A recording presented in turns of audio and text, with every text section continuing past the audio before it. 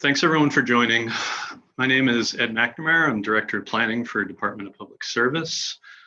And just want to do some quick introductions before we get going. This is a joint meeting, Climate Council Cross-Sector Mitigation Subcommittee, and also Department of Public Service, VTrans, ACCD, bunch of folks working together on this. We've got a comprehensive energy plan and a climate action plan that we're all collectively working on. We'll have some discussion on that at about 10 o'clock. But for right now, I'd just like to jump right into the introductions, please. Next slide. Thanks. So I'll be starting off today. Philip Picot, also from Department of Public Service, has been helping out, has been one of the main organizers of this, in addition to Johanna Miller and Gina Campoli, who are the task leads for the Vermont Climate Council Cross-Sector Mitigation Subcommittee. They've all been working together with quite a few folks to get this together for today, including Dan Dutcher and Michelle Boomhauer from VTrans, Chris Cochran, Bronwyn Cook from Agency of Commerce and Community Development. In addition, we have Ed Delhagen and Claire McElvaney, who's been helping us from the Department of Public Service. Today, Cindy Cook from Adamant Accord will be facilitating the meeting. We're not going to go around and do introductions of everybody, but please use the chat function and just type in your name, your organization as well in there. We can do introductions that way.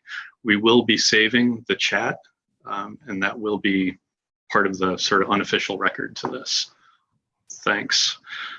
So, workshop objectives, what we're trying to get out of today. So, transportation is the leading, far and away the leading sector in terms of greenhouse gas emissions for Vermont. So what we're looking today is for both the Comprehensive Energy Plan and the Climate Action Plan. How do we come up with different policies, programs, strategies? What do we already have? What do we need to move towards? And how do we balance different trade-offs? What kind of decision-making criteria should we be considering?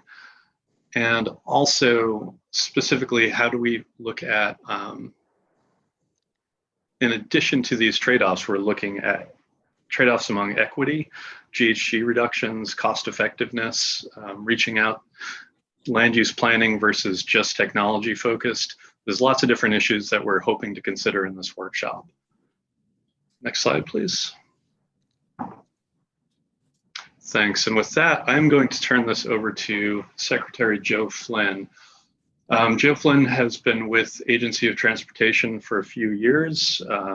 Prior to that, he was with Department of Public Safety as well. And I'm going to turn over to Secretary Flynn. Thanks. Thank you very much, Ed. And good morning, everybody. Thank you for participating in this workshop today. As Ed said, the purpose of the workshop is to gather information from stakeholders that will assist with the preparation of the Vermont Climate Action Plan and the Vermont Comprehensive Energy Plan. The specific focus of today's workshop is how to mitigate or reduce the emissions of greenhouse gases from Vermont's transportation sector, and at a pace effective enough to assure that Vermont meets its statutory greenhouse gas mitigation requirements. The Vermont Climate Council is charged with preparing a climate action plan and filing that with the legislature no later than December 1st of this year.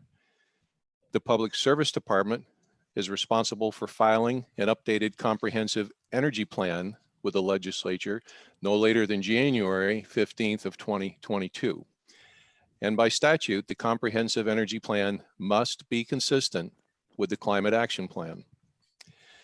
For efficiency, the Climate Council and the Public Service Department have decided to receive stakeholder feedback on both documents at today's workshop. It is my pleasure to be here and to serve as a member of the Climate Council.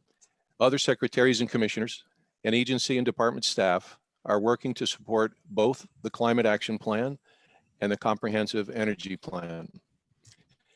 As part of today's agenda, agency and department staff will broadly outline some of the policies and programs that are already in place or already planned to reduce greenhouse gas emissions from the transportation sector. For example, dramatic improvements in the electric vehicle technology since the last comprehensive energy plan was released about 6 years ago have made zero emission transportation achievable within the foreseeable future. The most important part of the agenda today will be feedback from you. You have been invited to participate based on your knowledge and your experience. The information the agencies and departments will share with you today about existing and planned policies and programs is intended to serve as a backdrop for your ideas.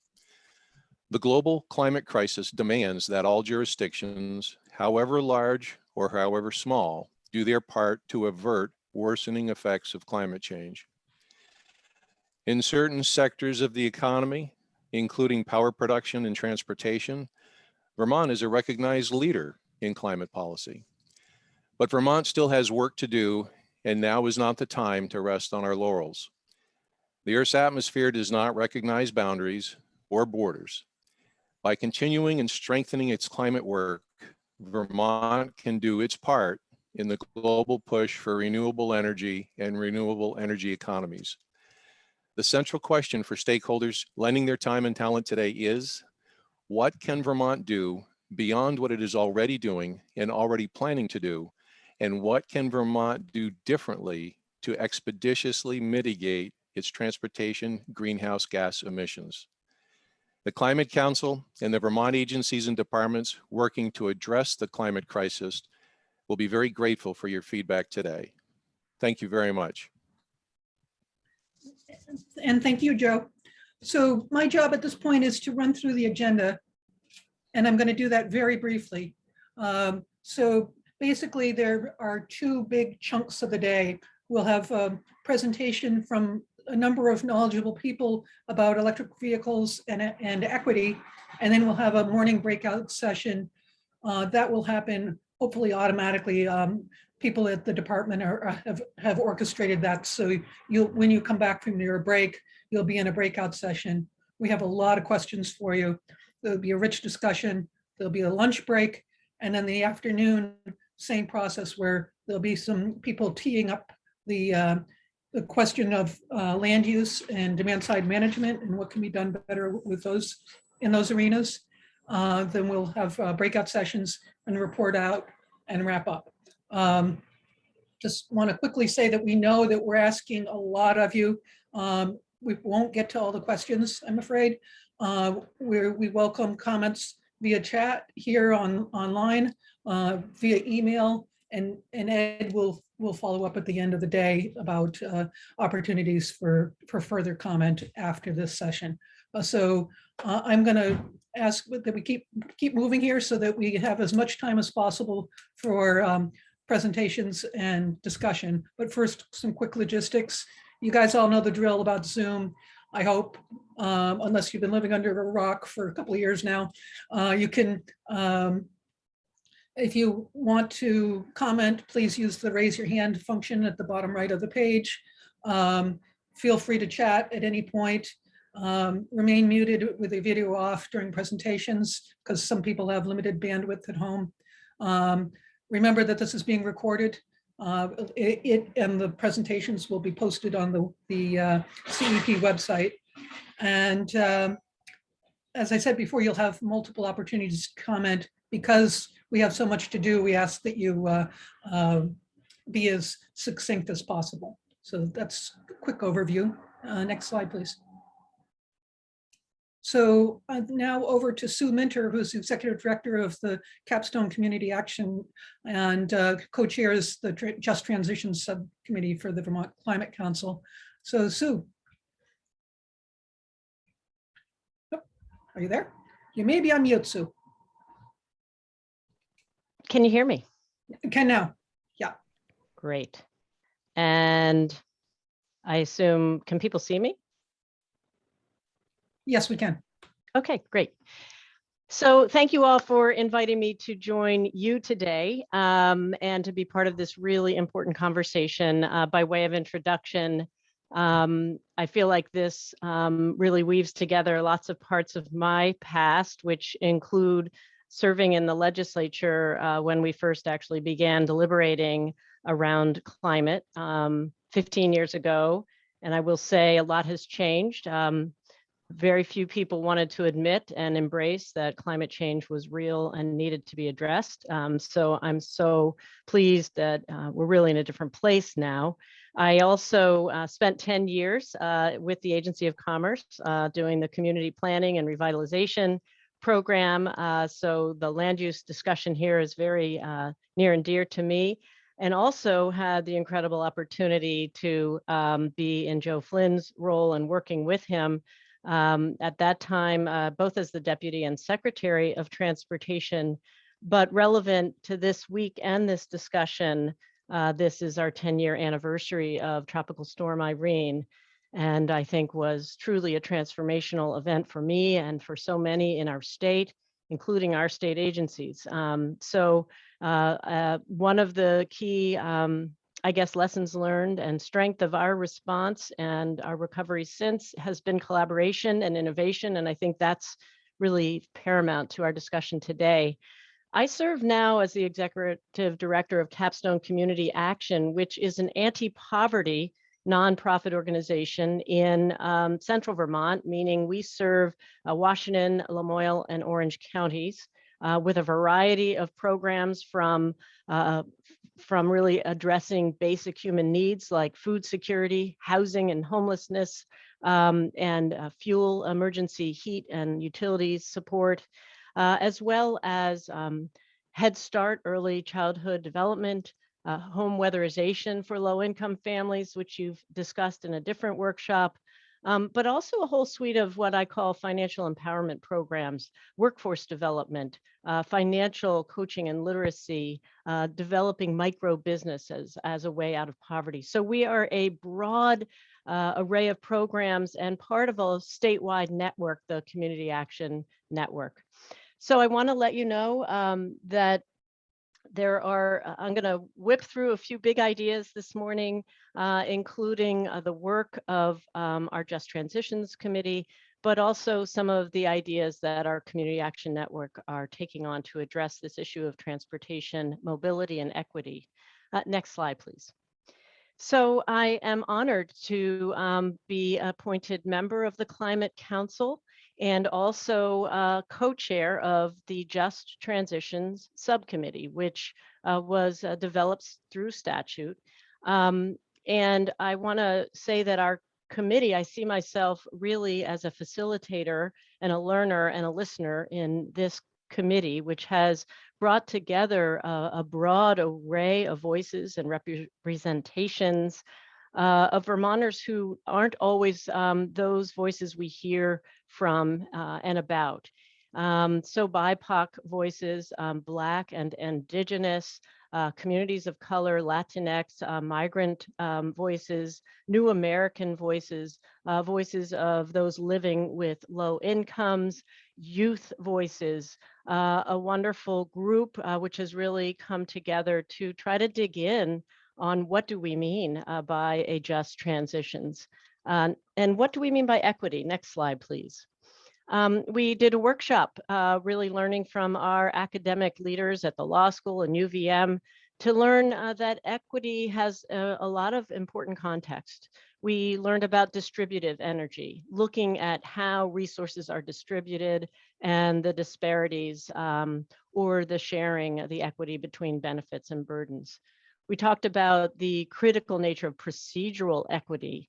You know, how do we establish an engagement where communities have a meaningful way to participate, where a broad array of voices are actually participating? We talk about contextual equity, making sure we understand the context where we begin and sort of the underlying and structural barriers and disparities that we start with in our conversations today. And also corrective equity. How are we actually thinking about distribution and then a process that is accountable and transparent? Next slide, please.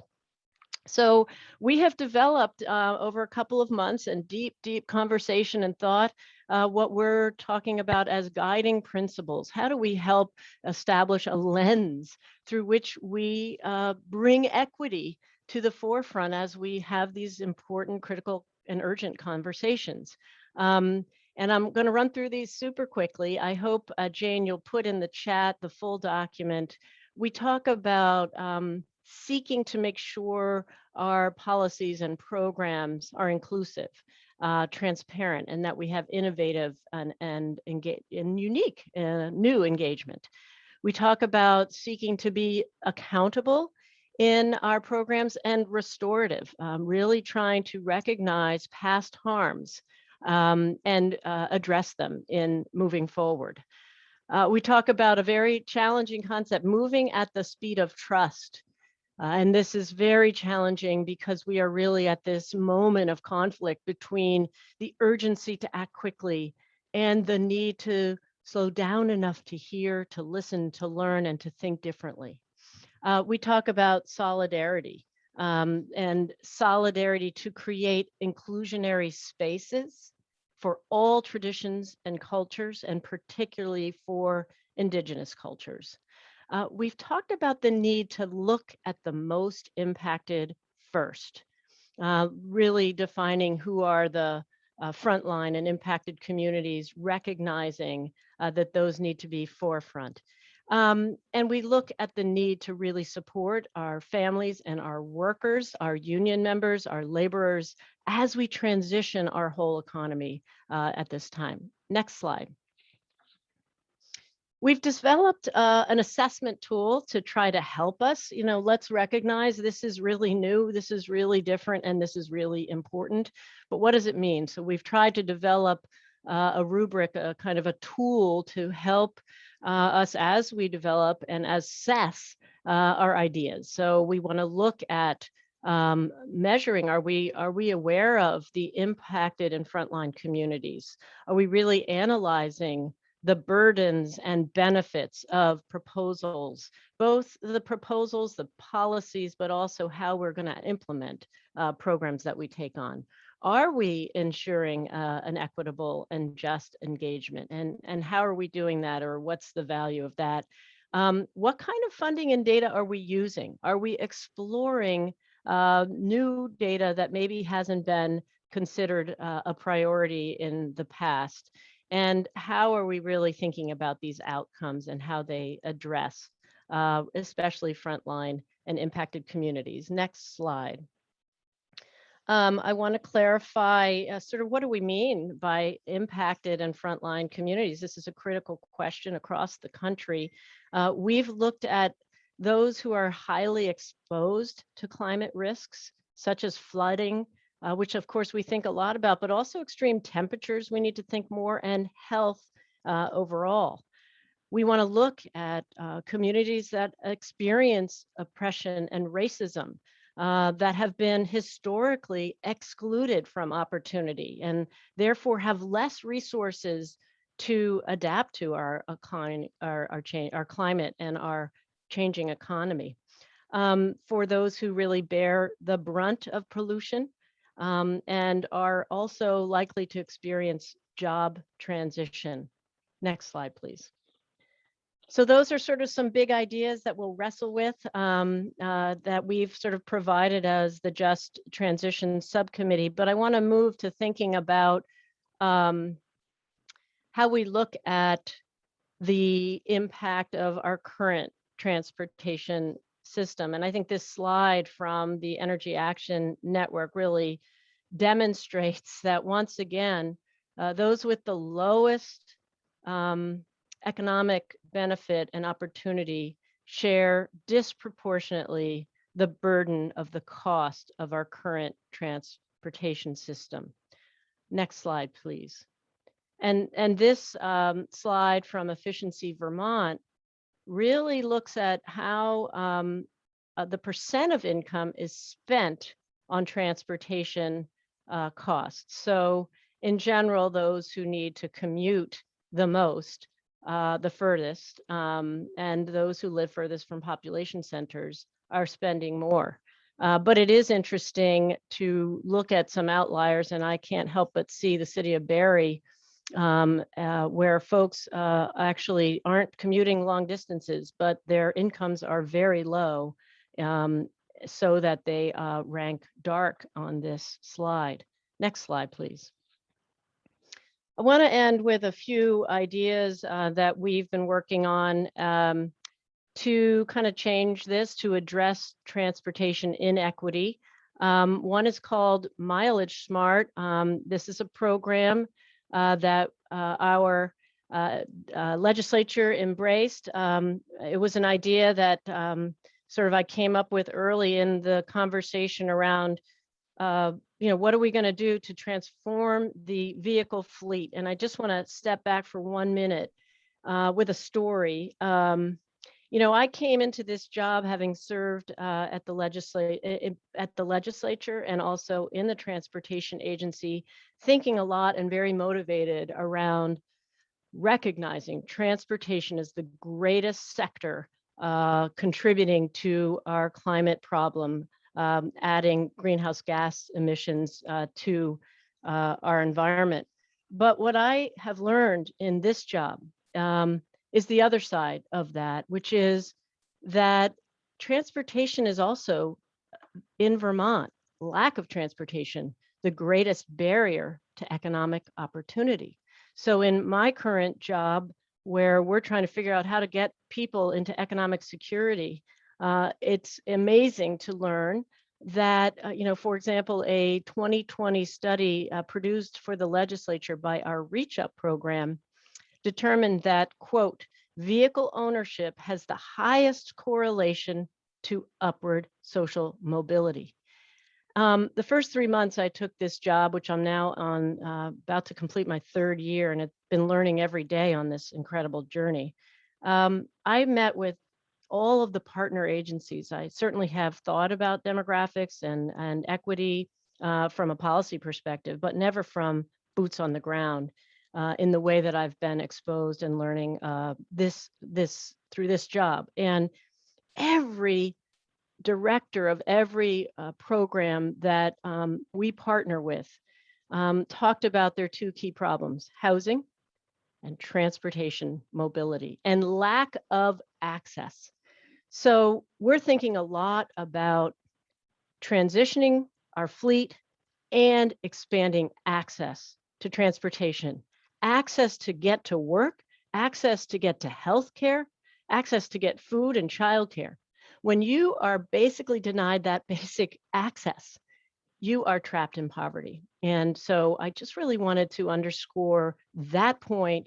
And I want to mention just briefly that we've just completed a study funded by the Agency of Transportation Microtransit Innovation Grant, which did an intensive survey. We're doing sort of a transportation planning on new ways to address mobility and access in Washington County. And we had a survey of 420 Washington County residents. And it's unbelievable. 15% of our respondents, so that's a statistically significant number, 420, 15% do not own a car.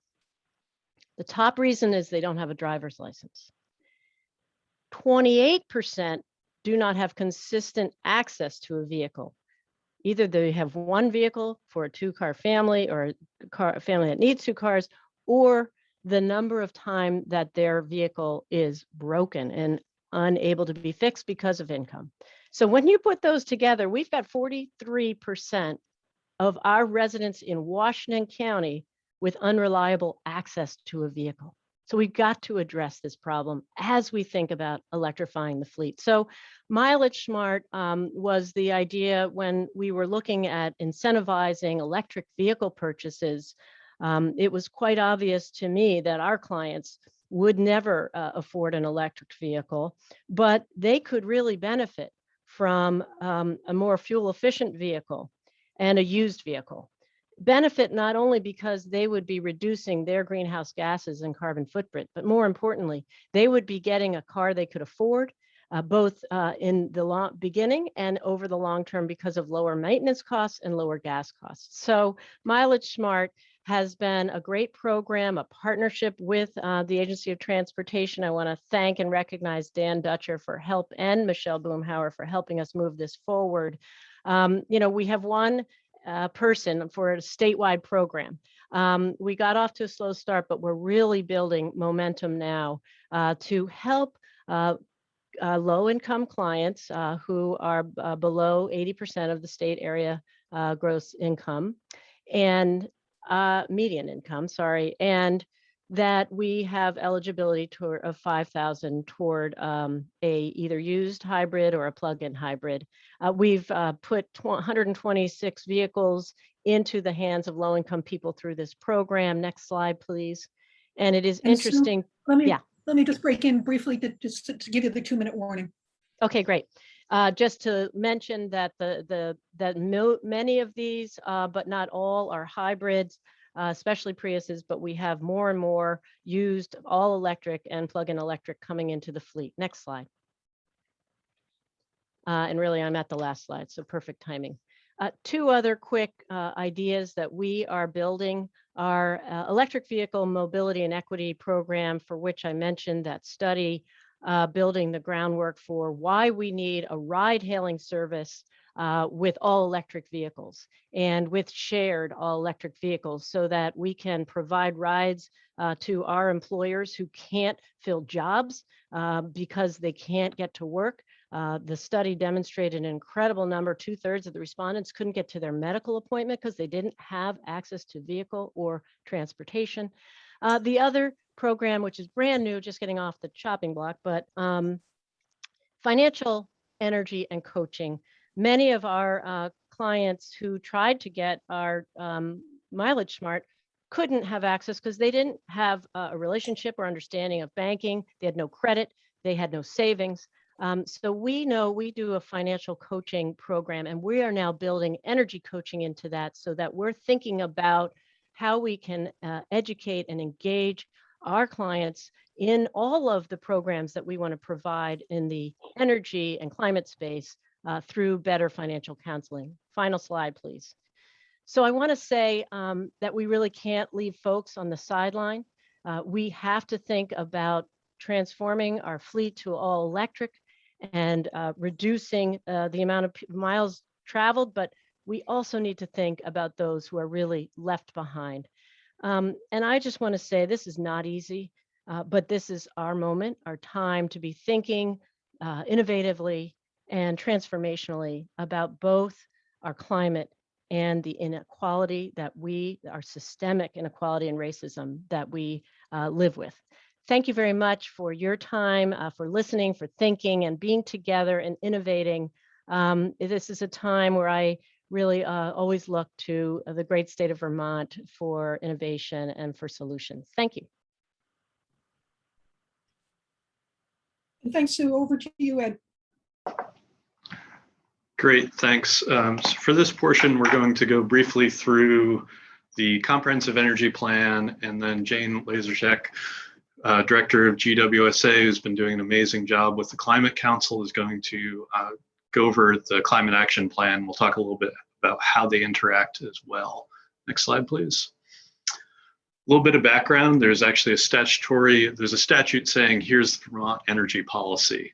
Essentially, it needs to be adequate, so reliable, secure, sustainable, affordability, encourage the state's economic vitality. We need to look at cost effectiveness, and most relevant to today, we need to achieve the GHG reduction requirements in the GWSA. So when we look at cost effectiveness, when we look at affordability, reliability, all of those are also within the lens of we need to get to the GHG reductions. Next slide, please. So when we talk about the Comprehensive Energy Plan, or CEP, there's actually 2 different plans. Both of them are looking out on a 20-year timeline. Most of the focus is on the 10 years. The CEP itself is looking at all aspects of energy usage, and that's transportation, heating, and electricity as well. For the electric plan, that's more about the grid itself and electric generation and electric rates. The CEP, and I'm lumping these back together again, is required every 6 years. Next one is due this coming January. Next slide, please. I mentioned before, GHG reduction requirements of GWOSA are integral to the state's energy policy, and there's specific statutory language that the CEP must be consistent with the climate action plan. And so essentially we're reading this, we must develop a CEP that meets the GWOSA goals. We also have another component too. A lot of the regional planning commissions, local planning folks have been working on what's called the Act 174 Enhanced Energy Planning. What are you doing within your towns, your regions to actually move towards the overall goals, the overall energy goals of Vermont? So we're giving some recommendations. We've been working with regional planning commissions and some of the local folks as well. We've had some earlier meetings a few months back. Next slide, please. So last comprehensive, the existing comprehensive energy plan was published January 2016. It sets out a goal of 90% renewable across all sectors by 2050. There's about 300 recommendations scattered all throughout the roughly 300 some odd pages. Next slide, please.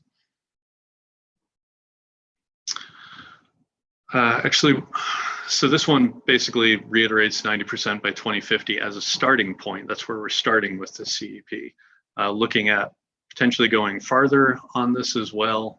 And then this slide lays out a little bit of what the GHG requirements were in the existing, these are the GWOSA as well. Next slide, please. For this upcoming CEP, what we're really focusing on is more of a strategic plan. So looking at trade-offs among policies, milestones. How do you identify when you actually achieve success? How do you identify when you need to modify based on other external factors, changes in technology, changes in cost, what's happening on the national or regional level? Also uncertainties.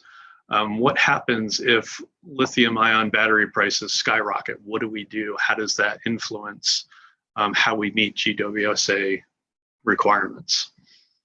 I mentioned before the Act 174 standards. We'll be working on creating standards and recommendations as well, looking at different pathways to achieve the climate and renewable requirements and goals. There's the electric plan component I mentioned, and importantly, the state agency energy plan. Buildings and General Services, Department of Building and General Services, sorry, has a mandate to actually develop the state agency energy plan. It's essentially leading by example. What is the state going to do to implement essentially the CEP and the climate action plan? And that'll be a component of the 2022 CEP as well. Next slide, please. So we're doing a fair amount of analytic work to help inform the recommendations that we come up with, the identification, how we value trade-offs. What we're doing is more of a scenario analysis. We're working with Agency of Natural Resources. NESCOM is a regional clean air group, and Stockholm Environment Institute as the consultant that we're using, who is running the LEAP model. It's something that's it's commonly used across many states. It's the Low Emissions Analysis Platform, LEAP model.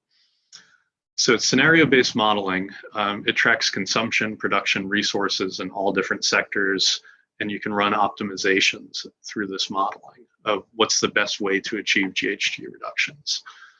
So right now we're working on a statewide basis, and the plan is to regionalize the results so that we can actually help out and understand on a more granular level with the Act 174 planning processes. One other note, we're working with Agency of Natural Resources. They've actually been one of the leads on this, in part because it's not just GHG reductions, it's also other air pollutants as well, both within the state and on a regional basis. Next slide, please. So the timeline that we have, it's still a little bit in flux, but narrowing rapidly as we get to January. So we've already had a fair amount of public engagement. We've had an RFI to actually get ideas for how to think about the modeling that we've been doing with Stockholm Environment Institute. We've had a couple of regional forums with some of the RPCs and local planning folks as well to think about the Act 174 components. What we expect to have at this point is a draft CEP published in October. We'll have some written comments, or sorry, the opportunity for written comments. We'll have public hearings as well in October and November, potentially into December as well. And then we'll have a provisionally adopted CEP in January 2022. The reason I'm saying provisionally adopted, as Secretary Flynn mentioned, the Comprehensive Energy Plan needs to be consistent with the Climate Action Plan. And so to the extent that the Climate Action Plan is finalized in December, we're still going to be struggling to keep up to ensure that the CEP that we do in January is consistent with the Climate Action Plan. And then there are additional stakeholder efforts, as Jane will talk about, starting in the winter time as well. And we want to be able to get that feedback and use that to inform essentially an updated CEP as necessary. Next slide. And at this point, I will turn it over to Jane. Thanks, Ed. And thank you to Secretary Flynn and Sue as well for setting me up nicely and giving some background around the work of the Climate Council on behalf of the Global Warming Solutions Act. So thank you for having me this morning. Jane Lazorchuk. I direct the work of the Vermont Climate Council in service to them, and I sit in the Agency of Natural Resources. So just a little bit of some background. Some of this will repeat things that you've already heard from Sue and Secretary Flynn, but put a finer point on the processes that we've been working through in order to get us to the end game, or I should say the initial end game, because we are really thinking about this first climate action plan as just that, a first step in what will be a long process, an iterative process, engaging with the Climate Council, the subcommittees, as well as the Vermont public and key stakeholders like yourselves, in continuing to further our understanding and knowledge and inform future iterations of the Climate Action Plan. So just to remind you all, we've been on full speed, full pedal down for transportation folks since the Global Warming Solutions Act was enacted last fall. The Climate Council met for its first time last November, all in service to the ultimate date of December 1st, which is required by the Global Warming Solutions Act for the Vermont Climate Council to adopt what we're calling an initial climate action plan. And you'll see why that initial word that we're putting in front is really key with respect to how we work and deliberate with all of you through this process. Next slide, please. So there is a clear sequence of work for the Global Warming Solutions Act that is spelled out within the law. The law itself laid out 4 subcommittees where the bulk of that work would happen. Rural resilience and adaptation, ag and ecosystems, cross-sector, and the Just Transitions Committee, which you heard about in detail from one of the co-chairs, Sue Mittner. It also gave the space for the Climate Council to develop and think about any other subcommittees needed to act on behalf of the Global Warming Solutions Act in the development of the Climate Action Plan, and as such, put forward the Science and Data Subcommittee. Both the Just Transitions and the Science and Data Committee are really serving as the underpinning for the work that's happening in rural resilience, ag and ecosystems, and cross-sector, ensuring coordination of both the equity goals and science and technology that we're bringing to bear on the ideas coming out of those subcommittees. Within the subcommittees themselves, they've been following a very clear sequence of work as well, outlined both in the Global Warming Solutions Act and ensured through their work planning that they did early on in the process, to ensure that all of the components of the GWSA would be picked up and covered by one of those subcommittees. First and foremost, we wanted to ensure that we would inventory existing programs that are occurring both in the private and public space to meet the GWSA requirements. Those requirements, first and foremost, being emissions reductions, both having intermediate goals of 2025, 2030, and then the ultimate goal in 2050 of 80% below our 1990 levels of emissions reduction. The law itself also has a number of other objectives related to resilience, adaptation, and sequestration that I'll speak to on the next slide, I believe. But I will say that the emissions reductions are the clearest and most mandated within the law with respect to the hook that the agency is under if we do not meet them under those timelines, and the ability for folks to act in service to the ANR to require us to meet those emissions reductions.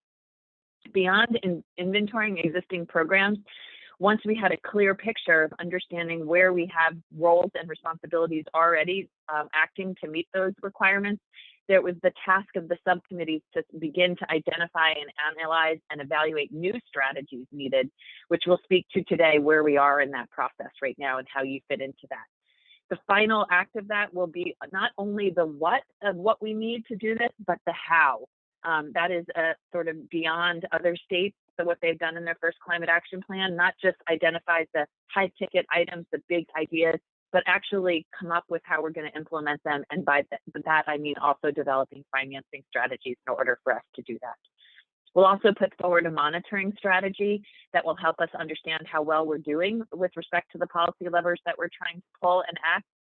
And ANR, right after we adopt the climate action plan, will move immediately into rulemaking to help us meet those emissions reductions, which will have to be finalized in 2022. And beyond this December, every 4 years we'll be required to update this plan within 4 years. And in this case, we'll likely do it sooner, recognizing our continuing knowledge and understanding and working with the Vermont public. So the Vermont Climate Council, which is a body of 23 members appointed by the legislature, 15 members by the legislature, House and Senate representing varying interests, as well as the 8 administration officials, will be a continuing body to oversee the implementation of the climate action plan and direct future iterations of it. Next slide. The framework for the climate action plan was something that was what we have worked through over the course of the last few months to understand how we structure and put ideas forward. And where we've landed is pathways, strategies, and actions. And what we've been able to work towards so far is that high-level pathways across rural resilience, ag and ecosystems, and cross-sector that allow us to meet the resilience work that we have in front of us, adaptation, sequestration, and first and foremost, the emissions reductions that we need. The strategies take us down a level and work to provide a statement of a measurable activity, a benchmark to be reached in pursuit of that higher level pathway. That is where we are in the process right now. All of the subcommittees, the sectoral groups within cross-sector, so transportation, as you're meeting on today, non-energy emissions, electricity, and buildings and thermal have put forward those pathways and the strategies needed. And we're starting to think about now and provide for the actions, the operational tasks that the state and other parties across Vermont will need to implement and make measurable steps forward in implementing those strategies. And so where you all fit in today is thinking about how we move forward with action development. I think you skipped one slide, so if you could go back. Just wanted to highlight what Sue spoke to earlier. The Just Transitions Committee to date has really focused on helping us frame those pathways and strategies with the respect to how we think about them with the development of the guiding principles that Sue spoke to so clearly, and thinking about how we lead with equity as a core component of that work. But we know that really where the rubber will meet the road is in the implementation of those actions and ideas. So we know this is not a one and done, but this is a long and transparent process about how we can do better about thinking about equity in this space and the policies and ideas that we put forward to reduce our emissions as well as meet our resilience, adaptation, and sequestration goals. Next slide, please. As we come to prioritizing and thinking about how we elevate the actions that we want to act on in this first climate action plan, equity will certainly be at the center, but there is a respect and understanding that that is one of many foundational criteria that we're thinking about as we prioritize and put forward these ideas, recognizing that we need to put forward ideas that are equitable, but also are technically feasible, are making progress towards the GWSA requirements, are cost effective. That is written into the GWSA statute to think about cost effectiveness as we put forward policy ideas, and think about co-benefits. When I say that, many of these are not in isolation of meeting only emissions reductions or sequestration or resiliency. The best thing that we can do to meet our overall climate policy and climate needs as a state is to think about where we can lift up ideas and actions that help us not only reduce emissions, but also make us more resilient as a state, invest in sequestration, which we know has so many co-benefits to our lifestyle here in Vermont, access to land, outside, recreation, things that keep us healthy and happy. And so we're thinking now about how we will prioritize these ideas and think about those foundational criteria, both in the short term and long term, recognizing that we need to take immediate actions to meet the emissions reductions that are in front of us, but we have to think about a long-term transformation to meet our 2050 goals. Next slide. And excuse me, Jane, this is the 2-minute mark. Thank you. So the process to date really was to think about how we divide up the work and think about how the subcommittees will meet the goals in front of us. We made sure that we brought in a comprehensive process that thinks not only about technical expertise, but diversity across the state with respect to BIPOC diversity, geographic diversity, income diversity. So we thought about how and who helps us craft these ideas. We've explored initial ideas, and those presentations of pathways and strategies has been made to the Climate Council. And now we're engaging with all of you and beyond to think about how we refine and develop our actions. Next step. Slide, I mean, next slide. And finally, our public engagement, we have tried really hard, recognizing that time is also always working against us, to have a new and elaborative process where we are not only working in our silos, but trying to co-create with the Vermont public around how we develop the climate action plan. That process has had us thinking constantly about what open meeting law means. You can always engage with the subcommittees every time they meet. Those meetings are online. How we have worked to bring folks into subcommittees, people outside of state government, people who represent different positions and ideas. But as we move into the fall and move into the adoption of the first climate action plan, we're hosting these stakeholder engagement events with all of you now, between now and September, in different spaces to get that technical feedback that we need to refine actions. But we're also thinking about broader statewide and regional engagement events that we'll embark on in September, 4 of which will be in person and 3 online. And we'll go out intentionally and collaboratively with the Comprehensive Energy Plan as well in that space. All of that feedback, the stakeholder engagement and public feedback, will be rolled up through the support of our contractors, Climate Access and RISE, to help inform the council and subcommittees in October, put forward the climate action plan for December. That initial plan is just that, initial. We'll have to still continue to work with folks in a very targeted fashion for engagement over the winter. And we hope to involve and move forward with revisions by March of next year, where we can in that space, while also advancing ideas with the legislature over the course of the winter that we know are, I hate the term, but no regrets policy, things that we have to invest in order to move the needle on emissions reduction specifically. So that's the timeline. I encourage folks to look at the Climate Council's website. I will say that come September, part of that statewide outreach and engagement will be the launch of a new website just after Labor Day is our hope. So we hope to make it more user-friendly. But for now, it's the Agency of Administration Climate Council page. And you can find many of our documents and working plans and ideas up there for you to use, as well as a public input page for you to submit comments at any time. Thanks a lot for the presentation. And I'll turn it back over to Ed for that final wrap-up slide. Great, thanks, Jane. So this is just trying to graphically show where the Comprehensive Energy Plan and the Climate Plan interact. The Climate Action Plan has a couple things that the CEP definitely does not. Looking at sequestration, some of the non-energy GHG emissions, agriculture, some waste industrial processes, things like that. Also looking at climate adaptation and some of the resilience. We look a little bit at electric resilience, but Climate Action Plan is doing a much deeper dive and a broader look as well at overall climate adaptation, and also looking at the GHG inventory that ANR conducts. But the largest area is actually within the overlap. How do you achieve cost-effective GHG reduction? Looking at different pathways, different scenarios for achieving these reductions within the energy sector. And also we've been trying to work as closely as possible with Climate Council on public engagement efforts.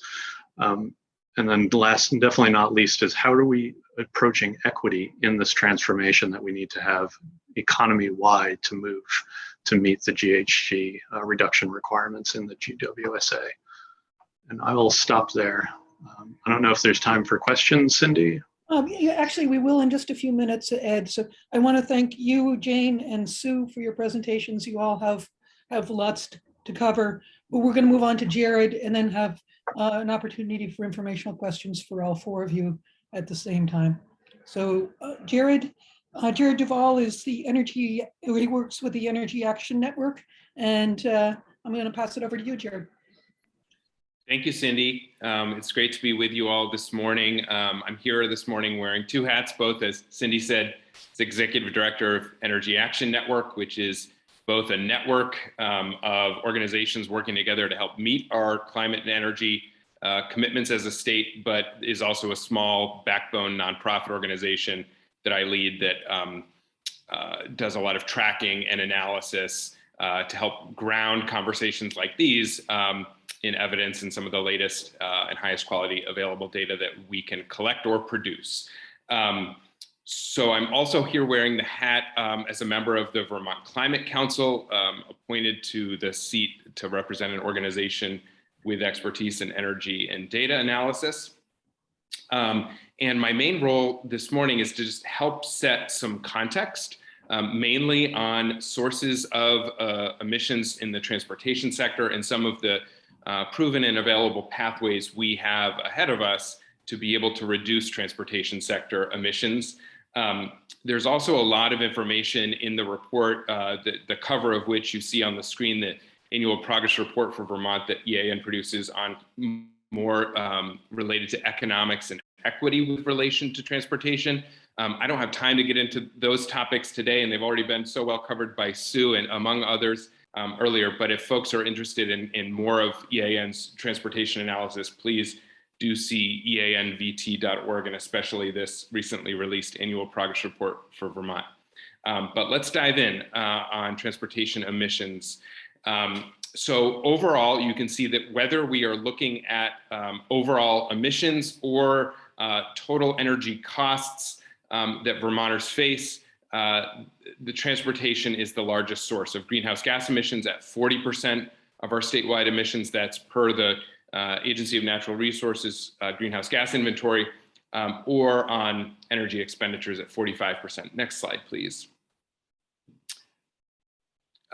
This graph just shows our historic emissions, again, per Agency of Natural Resources data, and it shows what basically our curve would have to look like in terms of our emissions to meet the GWSA, the Global Warming Solutions Act requirements in 2005, 25, 2030, and beyond. And you can see in the different colors there, the different sectors. Transportation is in green, and again, is one of the two big elephants in the room, both in terms of historical emissions and where we'll need to focus to meet those targets. Next slide, please. This is just another way of seeing that same data, but specifically for the year of 2018. I saw there was a question in the chat about whether emissions reductions need to be proportional by sector. There is language in the Global Warming Solutions Act that suggests that our emissions reduction pathways and strategies should basically be weighted by each sector's responsibility for their share of emissions. And so as of the latest data, transportation is 40%. Next slide.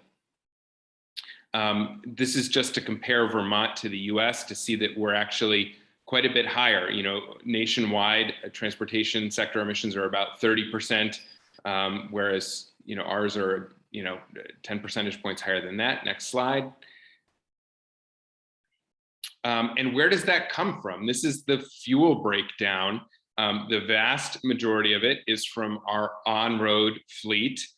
Within that, our light duty fleet. So, the hundreds of thousands of vehicles that we have registered in the state for personal and business purposes that we use every day. Whereas some of the other transportation components are, even though they may seem big in terms of the equipment or fuel use kind of per trip, we see that aviation, jet fuel, heavy duty vehicles, they're all components of this pie, but the biggest challenge and source of our transportation, climate pollution, is the light duty fleet in our gasoline vehicles, but it is certainly not the only source. Next slide, please. This compares, so now I want to talk a little bit about why are our emissions in the transportation sector so high, and why are they high compared to other states. One reason is that per capita vehicle miles traveled in Vermont is higher than any state in the Northeast, quite a bit higher than the national average as well. You can see that Vermont is there in the green line in terms of annual vehicle miles traveled per capita. A lot of this relates to our settlement pattern and the amount of miles that people need to drive to get to work or school or services. And so I think you'll hear later the importance of looking at land use patterns, smart growth strategies, other things that can help reduce this number. Next slide, please. Another factor is the composition of our vehicle fleet. While federal fuel efficiency standards and more specifically following the California fuel efficiency standards, as Vermont does, has helped increase the fuel efficiency of our light duty fleet. You can see that along the bottom in green, from about 20.7 miles per gallon average in 2012 up to about 2 miles a gallon higher in 2019. We are not getting the full benefit of increasing fuel efficiency of the vehicle fleet because our purchasing decisions have been skewing towards ever bigger vehicles, trucks, CUVs, SUVs, as compared to passenger cars. And you can see that breakdown here, and you see that overall Vermonters purchase about 35,000 roughly new vehicles every year. Next slide, please. Excuse me, Jared, I'm sorry to be a nudge again, but can you wrap up in 2 minutes, do you think? Yes. Great. This just shows different emissions by vehicle type, and that it's not just the equipment type, but how many people are in it, the importance of carpooling, et cetera. Next slide, please. So in addition, EAN has undertaken an emissions reduction pathways analysis that looks at the proven and available pathways and measures we have in front of us to help address this. So next slide, please. This is what it looks like from the transportation and thermal sectors combined, what we would need to achieve by 2025 and 2030, where those two sectors are together responsible for 74% of our emissions. Next slide, please. And our transportation pathways really break down into 3 broad categories. One is transportation mode changes. This gets back to reducing vehicle miles traveled, whether that is transit or walk, bike, pedestrian infrastructure, things that can lower dependence on vehicles. Making the existing fossil vehicles that people do drive more efficient and low carbon, either through fuel efficiency or alternate fuels. And then the other big one is, of course, electrification of the vehicle fleet. Next slide, please. These are the individual measures that we modeled within each of those 3 broad pathways. There's more information about this on our website. I won't get into this here because I don't have time. Next slide, please. But you can see what some of the highest impact measures that are modeled are based on current available and proven technologies and peer-reviewed literature where the emissions reduction benefits have been assessed and verified. So we're looking at electric vehicles, efficiency improvements, reducing VMT, and other measures, but those are some of the biggest ones. Next slide, please. And you can see what this looks like over time. I mean, even if one out of every 4 new vehicles sold in Vermont between now and 2025 was electric, and 1 out of every 2 new vehicles in Vermont between 2025 and 2030 was all electric, this is how the light duty vehicle fleet composition would change by that date. So even if we are able to ramp up significantly purchase of electric vehicles as new vehicles instead of fossil vehicles will still continue to be a large share of the fleet for locking in a lot of pollution for a long time being. Until and unless we can do accelerated change outs and help folks in that way. Next slide, please. This is just a chart showing the growth in electric vehicles in Vermont. About 4,000 as of 2020, increasing share of all electric vehicles versus PHEVs. I think last slide, please. And that is it. Great, thank you, Jared. So we now have a little bit of time for informational questions. So if people have questions for Jared, for Jane, for Ed, or Sue, now's the time to raise them. This isn't a time for discussion. We're going to get into that a little bit later in the morning. But if you have any informational questions, raise your hand and enter it in chat, or if you're on the phone, press *6. So we'll give you just a minute to raise your hand. And is somebody from the department monitoring that? Yes, this is Claire. And while folks want to take a moment to raise their hands, I'll just give a quick recap of what's in the chat so far. We had 2 questions from Sue's presentation. Jeff Forward asked, are mileage smart incentives still available? And if so, how does one apply? And Patrick Murphy did provide the link to the mileage smart program for those who are interested. And Andy Anderson asked Sue, for the mileage smart program, what is the breakout of hybrid, plug-in hybrid, or all electric vehicles? And is there funding to help owners of EVs to purchase an EVSE charger? I can quickly respond. Thanks for putting the website in the chat. The EV charger is a great question. We are not authorized to use those dollars for that purpose. But I did actually just respond to my staff to find out, is that something we've heard a lot about? Because it's a great question, obviously, especially for folks who can't afford it. I will try to get the correct and current slide on the breakout into the chat before we are done this afternoon. Thanks. Great. Thanks, Sue. Are there other questions, Claire? Yes, and Ben, I see your hand, but I'm just going to wrap up with the chat first. And I'll just note Alex DePillis asked if the GWSA requires each sector to make greenhouse gas reductions, or could one sector reduce less and another sector reduce more? And Jane noted that GWSA does require proportional reductions across sectors. I don't know if you want to add anything to that, Jane. Nope, no, thank you. Jared spoke to it too in his presentation, so thanks. All right, go ahead, Ben. And we have a hand raised? Yep. Yeah, that's me. Thanks, Claire. So my question is on the numbers slide that you, for obvious reasons, skipped over pretty quickly.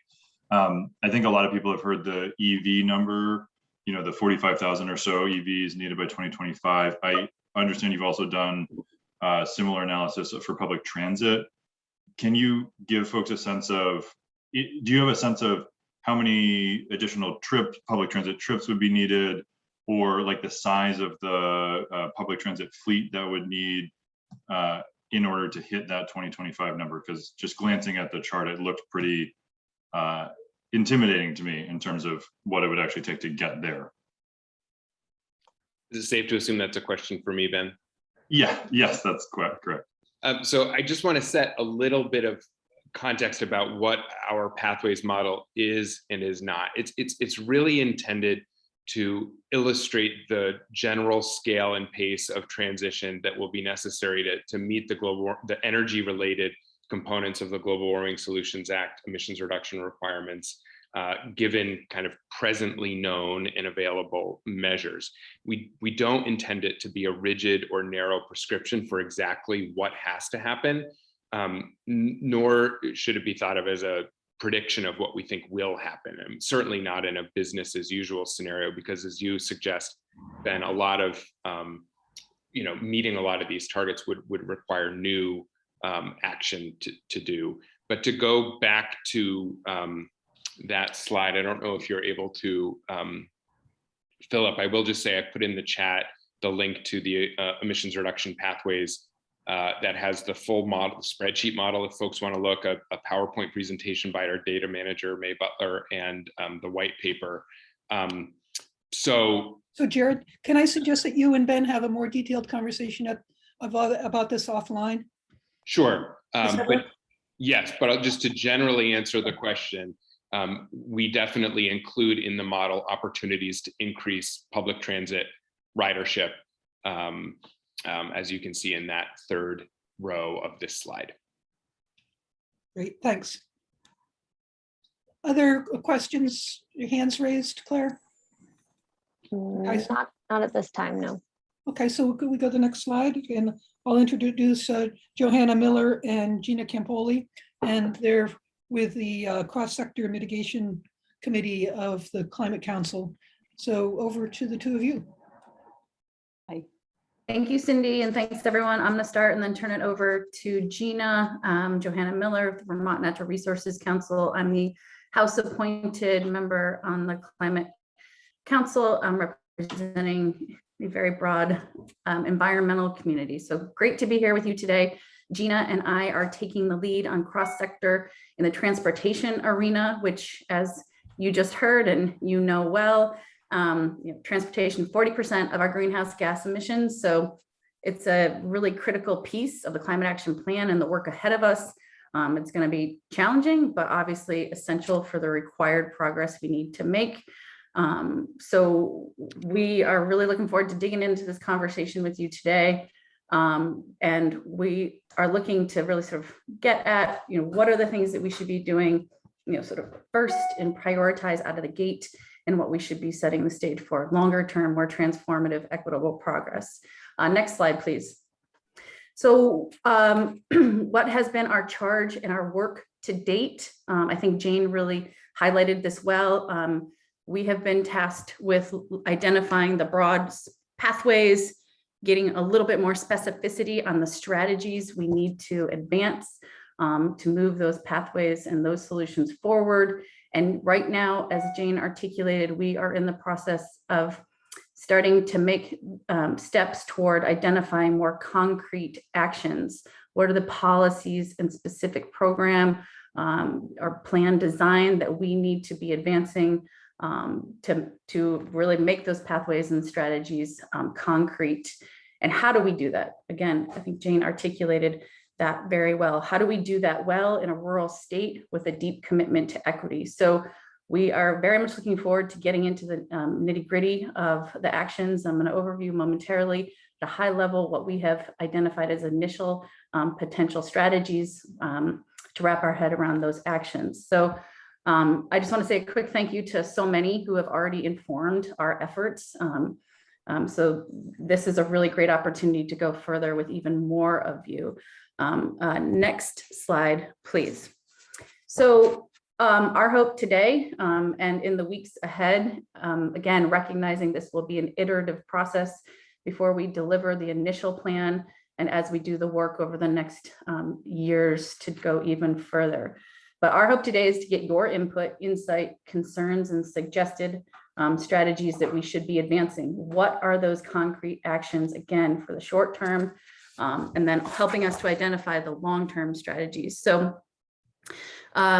this work, our work will be additionally informed by the impending technical and economic analyses from the consultants, as you heard from Jane, as well as from upcoming critical public engagement and public input opportunities in September and then further on down the road. So this is an iterative process. We have a lot more to inform this work. We hope you will encourage your networks to show up at the upcoming public engagement opportunities in September. There's a link here to do that. But next slide, please. So our assignment, our collective work today is we're asking you to reflect on our initial ideas. what's missing, what's essential to consider, what shouldn't we consider and why, what is a short-term priority, what might we recommend sort of prioritizing existing revenues, whether that's T-bill revenues, what might we consider recommending like the use of the American Rescue Plan dollars or setting the stage for impending potential infrastructure and reconciliation dollars coming from the federal government. What are the types of programs that we should be investing in, like Mileage Smart? And inviting you to consider what else should be on the table and how we can promote and really advance things like conservation. How do we encourage people to use less, to make changes that will in their lives that really move us off of our heavy reliance on the single occupancy vehicles that Jared just highlighted are really a core component of the greenhouse gas emissions in the transportation sector. So we're asking you to help us think about those short-term and long-term strategies and really help us prioritize and get to a level of specificity. Next slide, please. High level, the pathways that we have identified thus far really are reflective of the pathways that Jared just highlighted in his presentation, really looking at vehicle electrification. How do we move people into more clean electric vehicles? Really also looking at increased overall efficiency of the vehicles that Vermonters drive, the reduction of single occupancy trips through transit, microtransit, biking, carpooling, telecommuting, and beyond. And obviously the critical component of reducing the need to rely on vehicles and providing options for people to live and work in places where they won't need to rely on a vehicle. So next slide, please. I'm gonna quickly, very high level, before I turn it over to Gina, sort of identify again the transportation strategies and the pathways in terms of light duty electrification. Like how are we helping people invest in more electric vehicles and or deploy public charging in strategic locations, multifamily charging? How are we addressing the challenges for renters in particular, or people who don't have garages as we work to electrify more of our transportation fleet? What are the other accompanying enabling services to help people work with, and partner with our car dealers and to really work through the supply chain challenges and sort of the like really tap into this market? What other challenges might we face and how do we break down those challenges? So not just looking at light duty electrification though, but also electrification of other modes of transport like bikes, scooters, motorcycles, and critically setting the stage to electrify more mid and heavy duty electric vehicles. Next slide, please. Also critical, as we spoke to, is really increasing the efficiency of the existing vehicle fleet, whether that's through the use of more low carbon fuels or through programs like Mileage Smart and getting people into more fuel efficient vehicles. This is especially, I think as we transform our transportation system, we need to recognize we're a very rural state, as Sue so really clearly laid out. The access to a vehicle is a very critical equity component and enables Vermonters to access and maintain a job. So this is a very core component of this transformation, at least in the initial outset. Next slide, please. 2 more slides. I'm going to turn it over to Gina.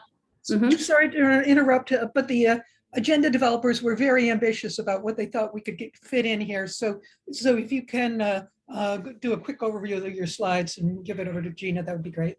Thanks. Yep. Last 2 slides, and we're going to dig into this in the subgroups, but again, increasing transportation choices, giving people options other than the vehicle through transit, rail, rideshare, et cetera. How do we actually make those things possible? And then final slide, and I'll turn it over to Gina. Oof, there's so much to go through. Next slide, and then I'll turn it. So again, land use and smart growth, really critical to achieving our long-term goals and transforming our transportation system so that people have far better, more efficient and affordable options to get them where they need to go. So we need to make critical infrastructure investments in compact urban village centers. And what are those investments we may be wanting to think about now with the influx of federal dollars, this manna from the federal government in terms of how do we make those investments? And what are the sort of enabling strategies that would make that possible? So I'm going to turn it over to Gina, and good luck getting through it all. Thanks. Hi.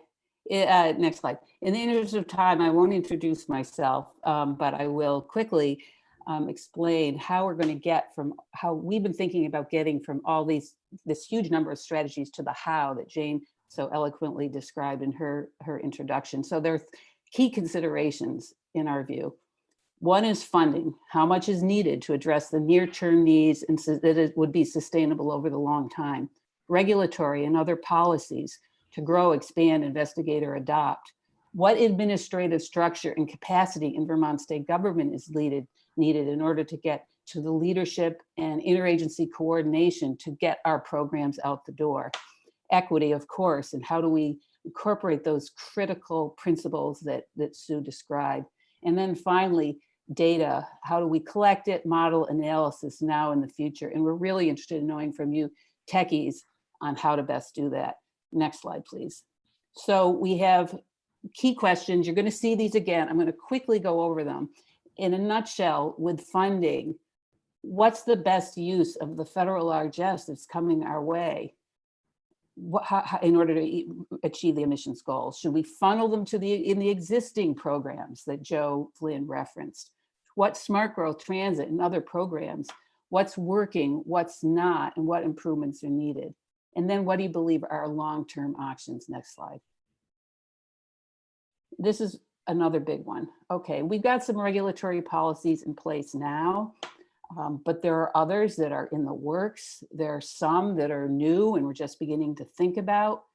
Let's reflect on this list here. We've got the California Emissions and ZEV program, Regional Cap and Invest program, TCI, a clean fuel standard, which some states are looking at a statewide basis or regional, a vehicle fee-based purchase and use tax, alternatives to the gas tax to fund sustainable transportation infrastructure and programs. As we reduce use of gasoline, how are we going to fund our roadway infrastructure? What policies are feasible at the local level? Are there building codes that are needed for EVSE? Parking mandates to stop free parking? What's missing from this list? This is big stuff. And this really is the how. This is the how. The strategies are the things we all know about. This is how we're going to get here. Next slide. And then our administrative questions. What would you do? If you were governor for a day, what would you do to improve data collection, analysis, program implementation, and communication with the public? And then for our friends in the local and regional world, what do you need from the state? What do you really need to help plan and build a sustainable and equitable transportation system? Next slide. And then finally, you saw those principles. How do we do it? Transit is going to be a really important consideration. Jared just showed, as Ben indicated, what was it, 160% increase? What do we need to do to make transit work better in this state with looking at that equity lens? And with that, that tees us up for the rest of our conversations. We believe these questions are applicable to both the morning and the afternoon sessions. Here's our contact information. If you want to talk to us, please email. Thank you, Gina. Thank you, Joanna. And we're going to go right into a presentation by Dan Dutcher and Deidre Ritzer. And that this is focused on the EV programs, zero emissions vehicle action plan, because that's the focus of the group.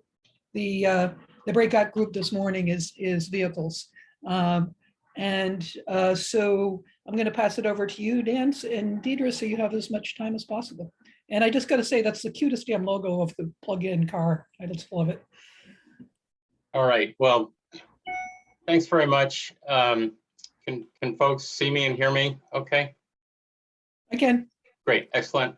All right. So Dan Dutcher, I'm the Environmental Policy Manager at VTrans. And I have to keep my remarks under about 14 minutes to leave time for Deirdre. So I'm gonna hustle through. I think as everyone has sort of gathered from what's happened so far, you can think about transportation and climate policy in terms of two basic policy buckets. And the first bucket you could call vehicle technology, and that would include battery electric vehicles, potentially hydrogen electric vehicles, especially for heavy duty applications like trains, long haul trucking, aviation, things like that. There's room to talk about biofuels, and then of course, fuel efficiency.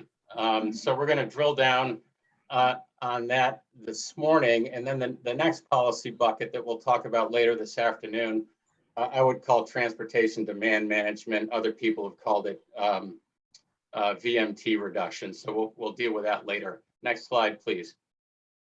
Okay, so what I'm going to do is very quickly catalog where we are, our sort of current and already planned policies and programs in the area of vehicle technology and climate. I can point to some obstacles and opportunities, policy trade-offs along the way. And the whole idea of this, of course, is to set the stage for stakeholder, our sort of experts to provide feedback on this subject a bit later. Next, please. So some of this we've seen. I'll just point to the bottom box here for the last quarter for which data is available. Vehicles, 9% of new vehicle registrations were electric. So that's very encouraging. And one of the things that's sort of challenging is, although we're a bit behind on reaching the goals set forth in the 2016 Comprehensive Energy Plan, the track might not be a straight line. It might be more like a hockey stick. And it's possible that with dramatic technology changes that we're seeing, we might be at that inflection point now. Next, please. So as someone said, we're supposed to have about 50,000 EVs on the road by 2025 under the 2016 CEP. And I won't detail exactly where we are now, but if anyone's interested, they can look at the 2019 Transportation Energy Profile, which is available online. Next, please. And here again, just going back to what I said about the two policy buckets, they involve transportation demand management, and vehicle electrification is really the lead right now in terms of a sort of technology approach. Next, please. Although we're behind in where we're supposed to be, really not, I guess, we're really not on track to get to our 2025 Comprehensive Energy Plan goals. We're doing pretty well compared to other states in the transportation and climate department. We've got about the 5th highest per capita EV registrations in the US, and we actually have more charging ports per capita than any other state. And we're involved in numerous multi-jurisdictional organizations. The US Climate Alliance, for example, Vermont's part of that. Deirdre is going to talk about our ZEV action a bit later. We have adopted the California waiver under Section 177 of the Clean Air Act, and that's designed to move more zero-emission vehicles into the state. Deirdre will pick that up in a bit. Next, please. We're also part of the New England Governors and Eastern Canadian Premiers.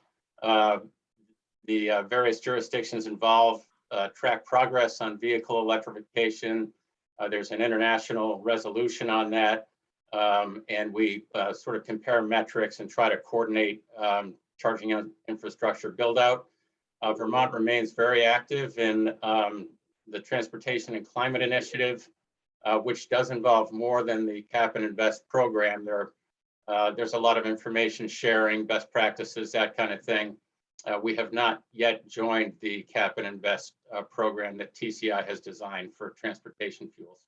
Next, please. Charging infrastructure.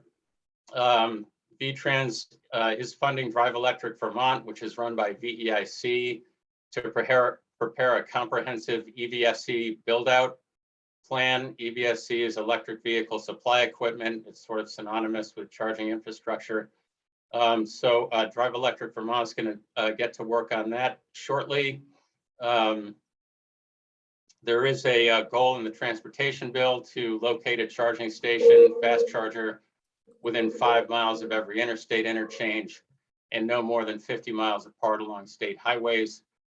We hope to do better than that and get the fast chargers much closer to the interstates, and also maybe have the requirement on state highways to 25 miles apart. And that remains to be designed. There isn't funding that goes with that. We have achieved our strategic goal that we established several years ago of locating a fast charger publicly available within about 30 miles of just about every address in Vermont. And we are continuing to fill in gaps. We do that through an interagency EVSE grant program. And that started with VW settlement funds and has since been funded for a few years in a row, a couple of years in a row now with state funds. Next, please. I'm not going to get into the sort of ins and outs of how fast the different levels of charging are. I guess right here, I would say that according to the electric vehicle infrastructure projection tool that the Department of Energy has made available for free online, if we want 50,000 EVs on the road by 2025, we're going to need something like 2,500 level 2 plugs and 190 fast charging ports. And currently we have 28 fast chargers and fewer than 300 more or less level 2. So quite a ways to go. Next, please. Vermont has been very busy over the last 4 or 5 years in particular, trying to establish policies and programs to accelerate vehicle electrification. We launched an incentive program for new plug-in electric vehicles in 2019. The focus is passenger vehicles. It is income-based, and there are higher incentives for folks with lower incomes, and you get a bigger incentive for all electric vehicle versus a plug-in hybrid. There's a 40,000 base MSRP cap, and that is base. You can get a higher trim line, so the program would fund a much more expensive car, but the base MSRP has to be no more than 40,000. There is potential to expand this to medium and heavy duty vehicles, which hasn't happened yet. We've heard a bit about Capstone, which is really getting excellent traction. Capstone is low-income Vermonters into fuel-efficient vehicles. And at this point, we're very pleased to see that Capstone is emphasizing all electric vehicles, plug-in hybrids, and also conventional hybrids. And there will be an effort to move away from the conventional hybrids, which we're really not promoting for climate, but it does get people used to driving with an electric motor. In the 2021 transportation bill just recently enacted, there will be a new Replace Your Ride, Cash for Clunkers type program, and also an electric bike incentive program. Next, please. Just very quickly on Replace Your Ride, you get kind of a double benefit. You trade in an older vehicle, so that's off the road. There's a less fuel efficient vehicle will be taken off the road. And instead, you can use your incentive to purchase a plug-in electric vehicle or other transportation options, bicycles, electric motorcycles, or some kind of voucher to use shared mobility services or vehicles for hire. And the Replace Your Ride can be stacked with other incentives. So it would be kind of an extra amount of funding to move into an electric vehicle using new PEV incentives, for example, or mileage smart. Next, please. The state is trying to lead by example, and we are in the process of transitioning state fleets to electric, starting with passenger vehicles. We have a long-range plan for fully electrifying public transit, and are starting to add electric transit buses to the fleet. It has been challenging. The life cycle costs are a bit higher still for the electric versions of buses. And there have been some operational setbacks, but we are resolved to get this figured out and to continue to add electric buses. Dan, excuse me, I'm looking at the time. I just want you to wrap up in a minute or two if you can. Thanks. Okay, we'll move it along. Next slide, please. Utility coordination is a key piece. We've made some good headway there. It's now, you now have to sell electricity from a charging station by the per kilowatt hour, but you can also add on other types of fees, hookup fees, membership fees, so forth. We're working on a weights and measure program, and demand charges remain a significant issue. That's the sort of cost of having electricity on hand. And that's a major issue for fast charging, especially in early days when they sit, idle, and then somebody plugs in and, wants to use a sort of half a Walmart worth of energy or something like that, or a household's worth. Next. We do have very good agency coordination. It's informal. I mentioned the EVSE grant program. Drive Electric Vermont coordinates agencies, NGOs, utilities. We have our ICE PAC, which meets once a month and involves multiple agencies to coordinate policies, and we meet ad hoc. Next, please. Numerous obstacles remain. We are working on a highway user fee for electric vehicles to deal with that agency or that issue. It remains to be seen what's going to be done about very heavy duty vehicles, and there are other obstacles as well. Next, please. I think I can skip this. We know that heavy duty EVs are an issue right now. We're not quite sure how to deal with that. Next.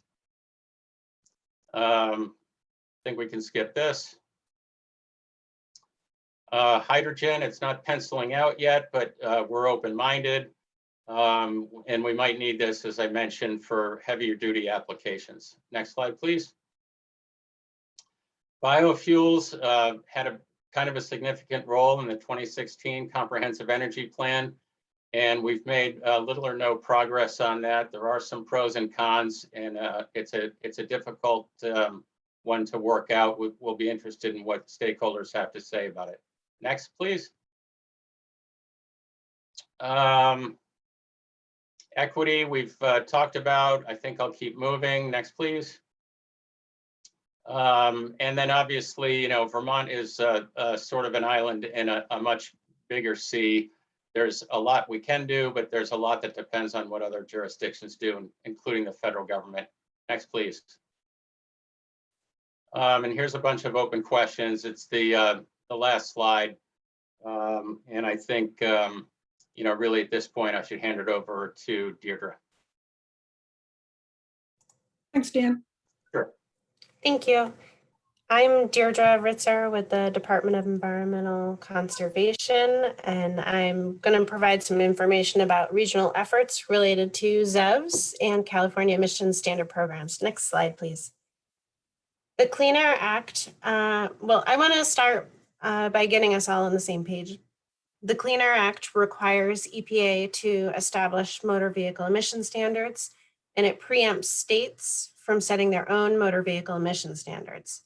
However, it does provide California with the authority to set more stringent motor vehicle emission standards than the EPA's.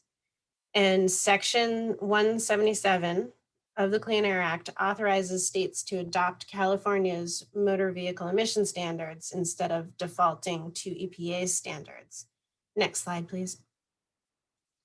Looking at California's Advanced Clean Cars program, which generally impacts light-duty vehicles through model year 2025. The program consists of multiple components, including the low emission vehicle regulation, which includes fleet average emission standards for criteria pollutants and for greenhouse gases. It also includes the ZEV regulation, which really is the technology forcing regulation designed to accelerate the commercialization of battery electric vehicles, plug-in hybrid electric vehicles, and hydrogen fuel cell electric vehicles. Now, under the ZEV regulation, major automakers are required to meet an increasing share of their new vehicle sales with zero emission vehicles through model year 2025. The ZEV regulation has been a major contributor to the commercialization of ZEV technologies and delivery of EVs available for sale in Vermont today. And Vermont has adopted both the LEV and ZEV regulations. Next slide, please. California has announced that they're going to be updating the ZEV regulation with their Advanced Clean Cars 2 program. And these new amendments are going to be for model years 2026 and beyond. So they're currently in the process of establishing the next set of LEV and ZEV requirements, again, focusing on criteria and greenhouse gas emission reductions and accelerating the transition to ZEVs. Next slide, please. And this slide shows what California has proposed with the Clean Cars 2 amendments, with the starting stringency of 26% new ZEV and plug-in hybrid electric vehicle sales in model year 2026, and that goes up to 100% by model year 2035. And California Air Resources Board is holding a number of workshops and continuing to develop these regulations, working with the Section 177 states. And they expect to have a final package to their board for approval in June 2022. Next slide, please. Looking at the medium and heavy duty vehicle sector, Vermont has signed on to the medium and heavy duty ZEV Memorandum of Understanding, along with several other states, to accelerate the electrification of medium and heavy duty vehicles. Goals set within the MOU include new vehicle sales targets of 30% ZEV sales by 2030 and 100% by 2050. And there's also a multi-state effort to develop a ZEV action plan that's underway, and the plan will identify market enabling strategies we can use to help meet these goals, looking at incentives, outreach and education, innovative financing mechanisms, infrastructure, utility investment programs, rate design, and regulation adoption. Next slide, please. With regulation adoption being a tool that can be used to meet our goals, we'll consider the California Advanced Clean Trucks regulation. California has adopted their ACT regulation to accelerate large-scale transition of zero-emission medium and heavy-duty vehicles from Class 2B to Class 8.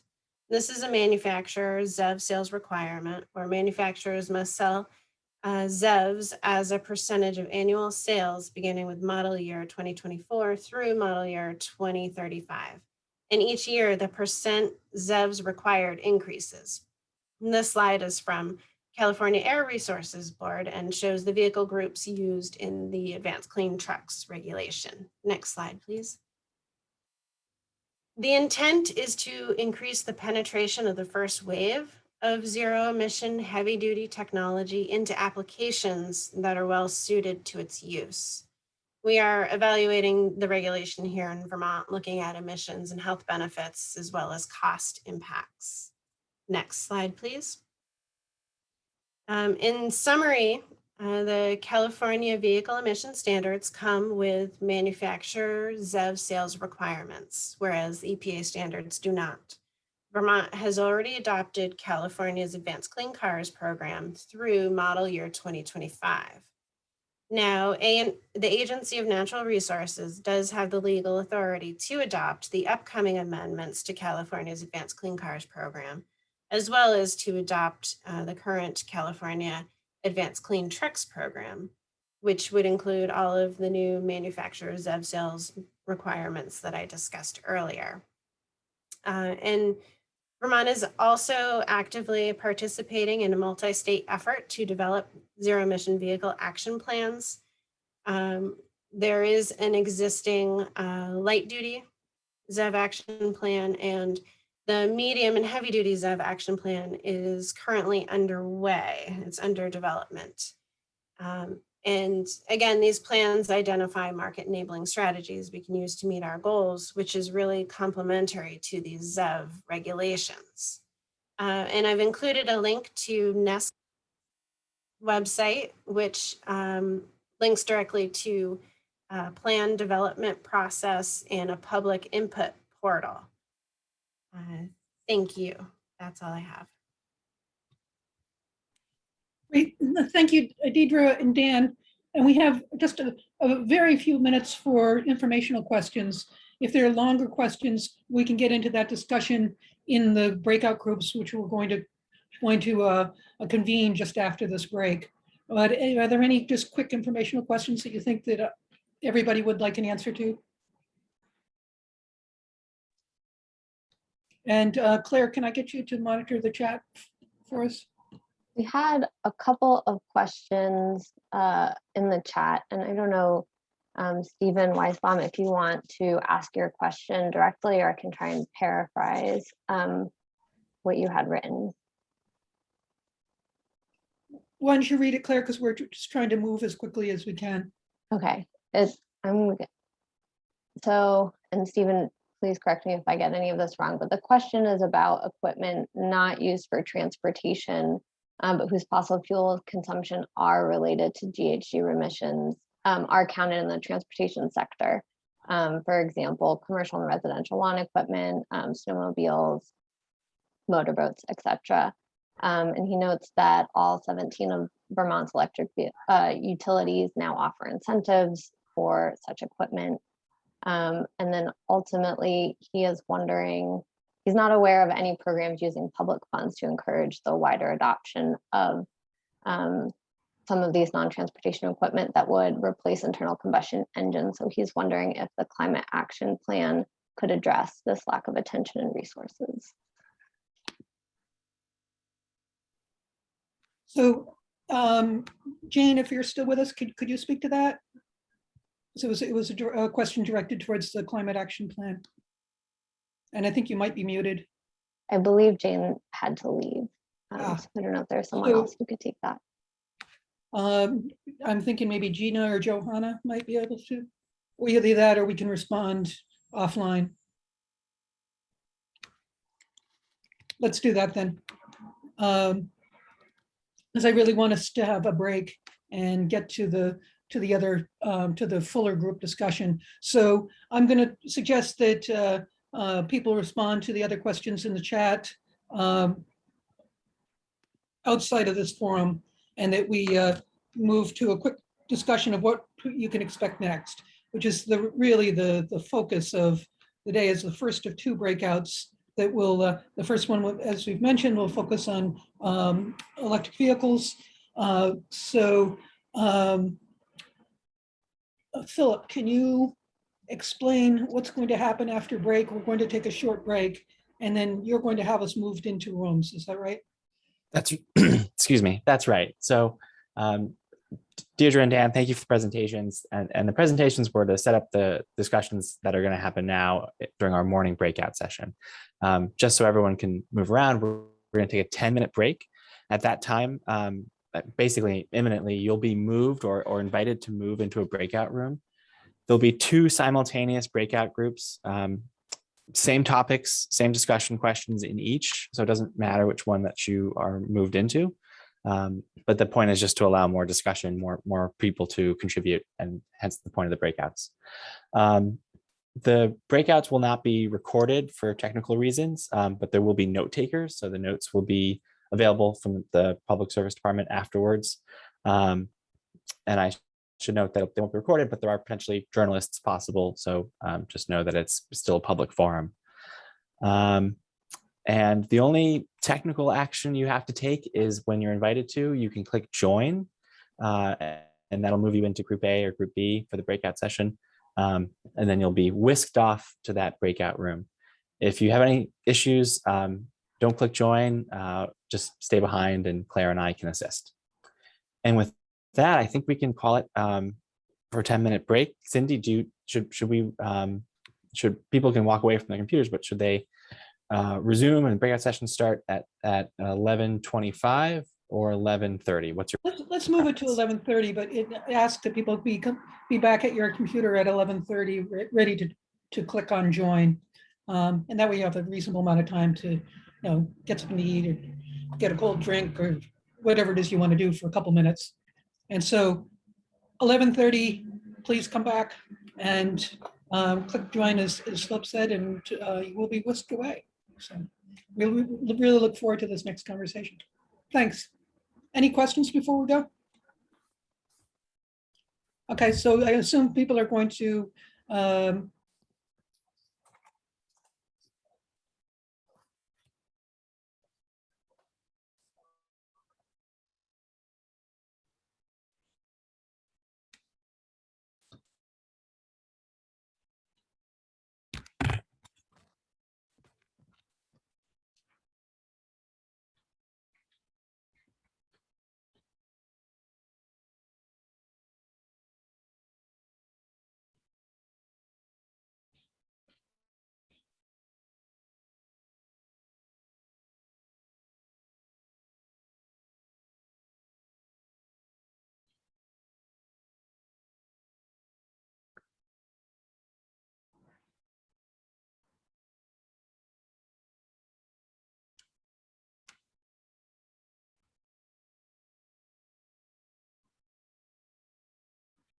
hi, everyone. We're just going to wait another couple minutes. It's not yet 12:30. Give everybody a chance to join us.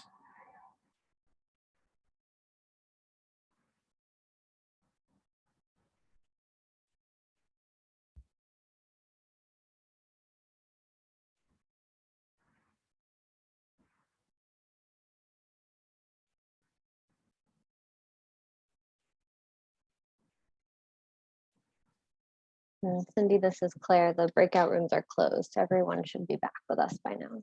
Ah, excellent. Well, welcome back, everybody. So I'm going to zip through my part of this so that we can have time for the report outs and then for lunch. So first up is Johanna and then Gina. You each have about 5 minutes to summarize the discussion in the breakouts. So go ahead, Johanna. I think you might be on mute. Okay. It was a great, really helpful conversation with a few different tracks and themes related to sort of communicating and letting Vermonters know about the existing programs.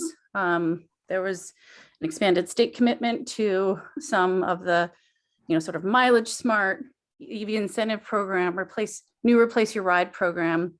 That is going to be really an important place to expand from and build from, and letting Vermonters know about what is available to them. There was a conversation related to that and a little bit later on about sort of the role of ombudsman or sort of navigator services, navigator support in that process, sort of analogous to what the capacity that the state just enabled and provided to our community action agencies to help more lower income Vermonters access programs like the Replace Your Ride Mileage Smart program. There was a really important conversation about the role of partnerships and the importance of the Vermont auto dealers doing the work that is already underway and expanding that work to partner with our sort of Drive Electric Vermont, the community action agencies and their role in Mileage Smart, for example, So the types of partnerships that are happening, expanding upon those, that was really identified as critical. There was also a recognition and a very primary focus on deploying electric vehicle charging infrastructure, really making sure that we use the one-time sort of ARPA dollars and potential incoming infrastructure dollars to expand and create a network that sets the stage for electrification, and the importance of serving rural reaches and how we make sure that this transition is available to people who live in more rural locations. There was a good conversation, I think more conversation to be had about how we build an electric vehicle market and expand it, and how do we use strategically use public dollars to invest in to help Vermonters avail themselves of electric vehicles, to build the market and expand it so that there's more of a used electric vehicle market for lower income Vermonters. Most Vermonters don't buy new used vehicle, or excuse me, do not buy new vehicles. So really creating a market for used vehicles to help more people avail themselves of that was identified as really important. Getting back to the charging, we've talked a little bit about making sure that the charging infrastructure is at people's homes, but also where people work, and making sure that renters, lower income Vermonters who may rent, that we're deploying charging at places where people live and making that accessible to the best of our ability to everyone, including so much, it was noted that, sort of really restricted access to public charging may be needed in multifamily units or otherwise, so that people can have surety that they can charge when they need to get to where they need to go. And there was sort of an important conversation related to how do we make this transition easy for consumers? What's the best point in time? What's the best approach, whether embedding the vehicle incentives when we're talking about electric vehicles and purchase of electric vehicles, through working with the dealers and ensuring that those, and have, as is happening now, that those incentives show up at the time of sale, making sure that there's consumer awareness about what those incentives are when people are making purchases.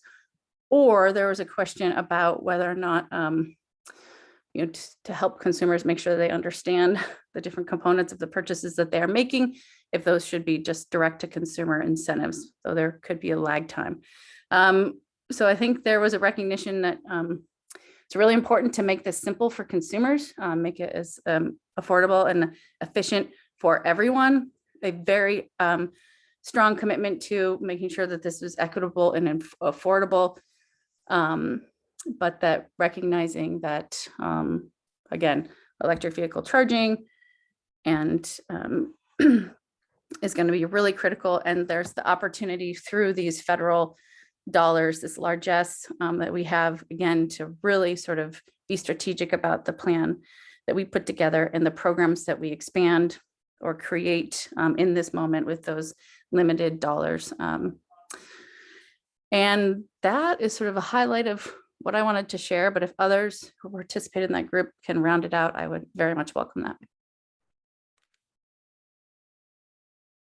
So does anybody have any comments they want to build on what Johanna just summarized? I do. I want to say it was a really good group. And it was really interesting. The people were very engaged. We covered a lot of territory, and I really appreciate everybody's involvement.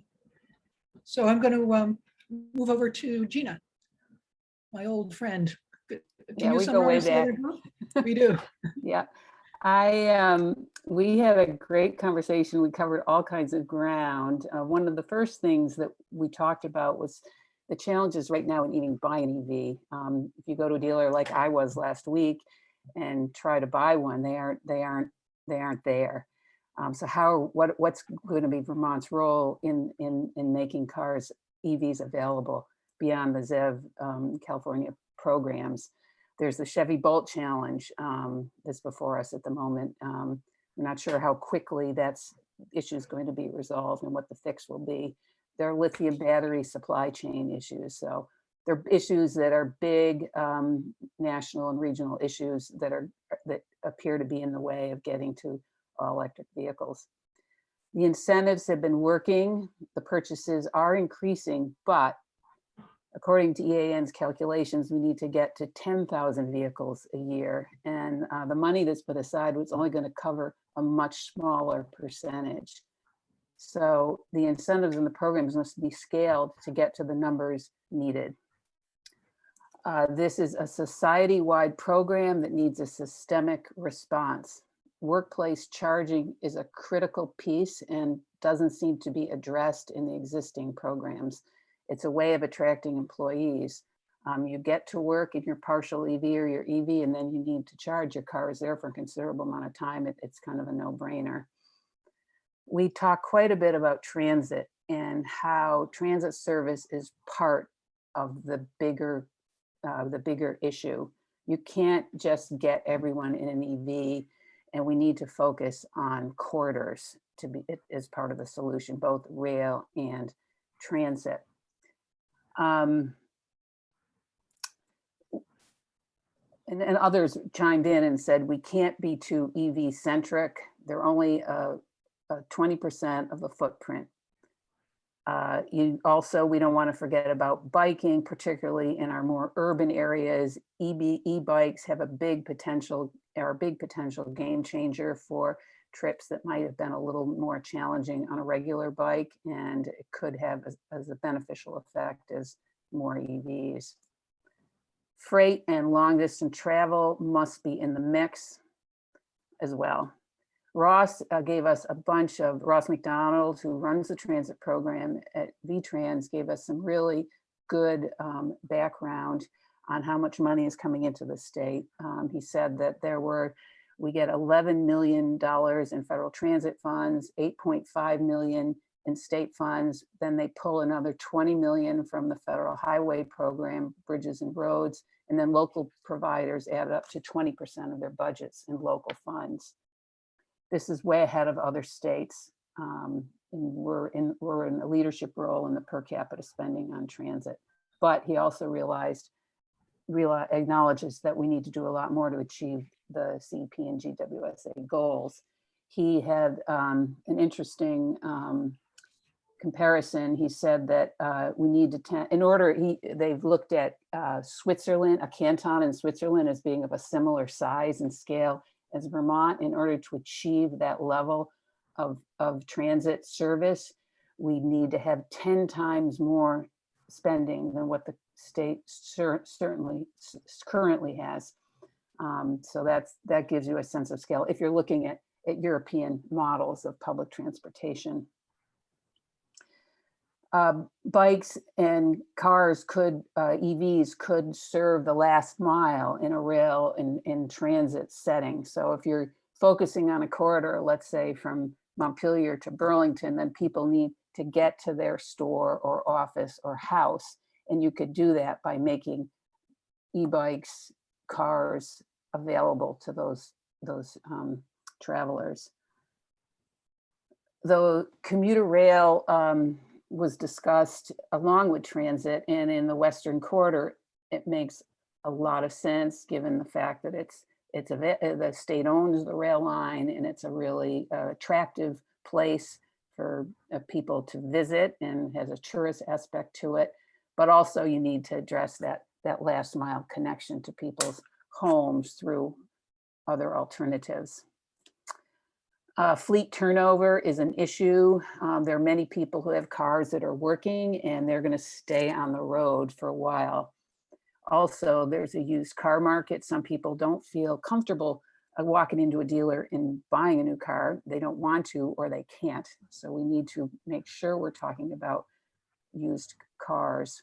There's an analytical challenge, and that is transit can look on a per person level very inefficient because you have to have the bus or the train more than a quarter fill. quarter full in order for the numbers to look right in terms of efficiency. And so rural places look bad when you start crunching numbers on emissions benefits and energy benefits of transit. One of our biggest challenges are people are slaves to convenience. And so how do we get people to think differently about their travel? You might not be able to get there in as fast a way as possible. You may have to make compromises if you're going to be taking an electric vehicle, or you're going to be on a bus or be on a train. And how do we overcome these cultural and societal challenges? Let's see.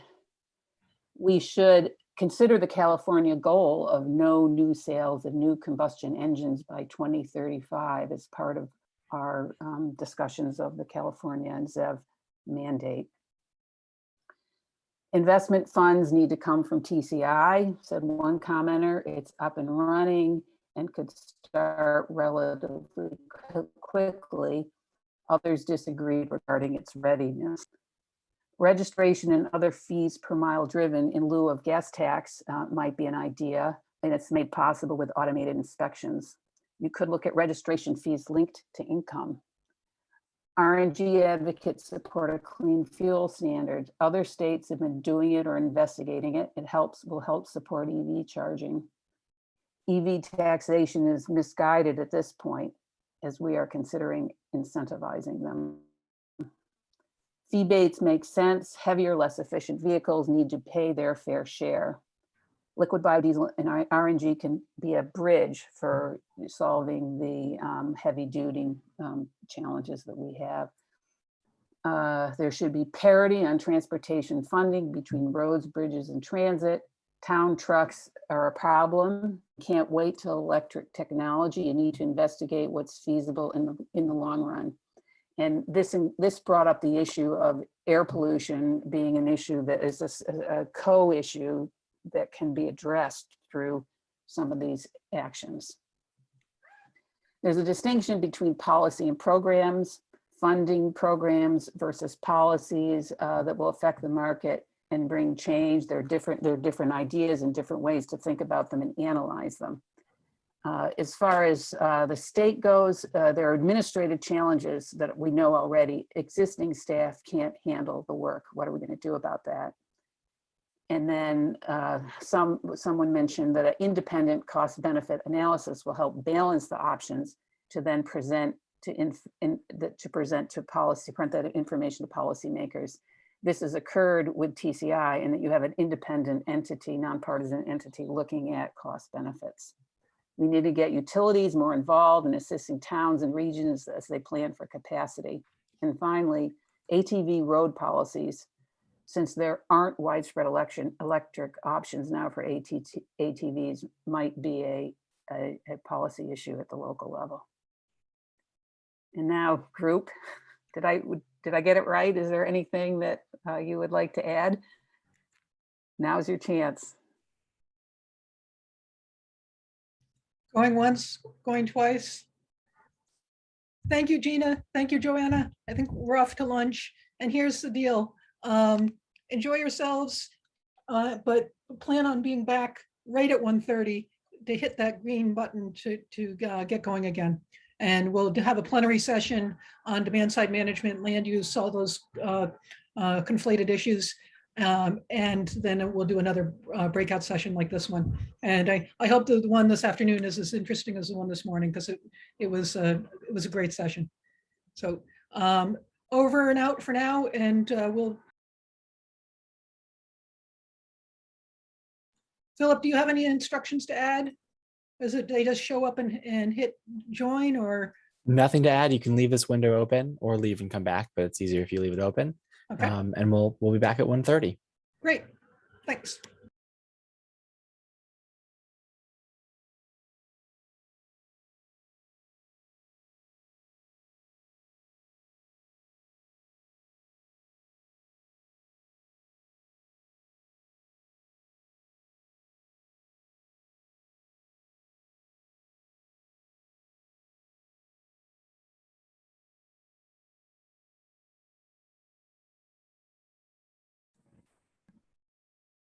Good afternoon, everyone. We'll get going in just a minute.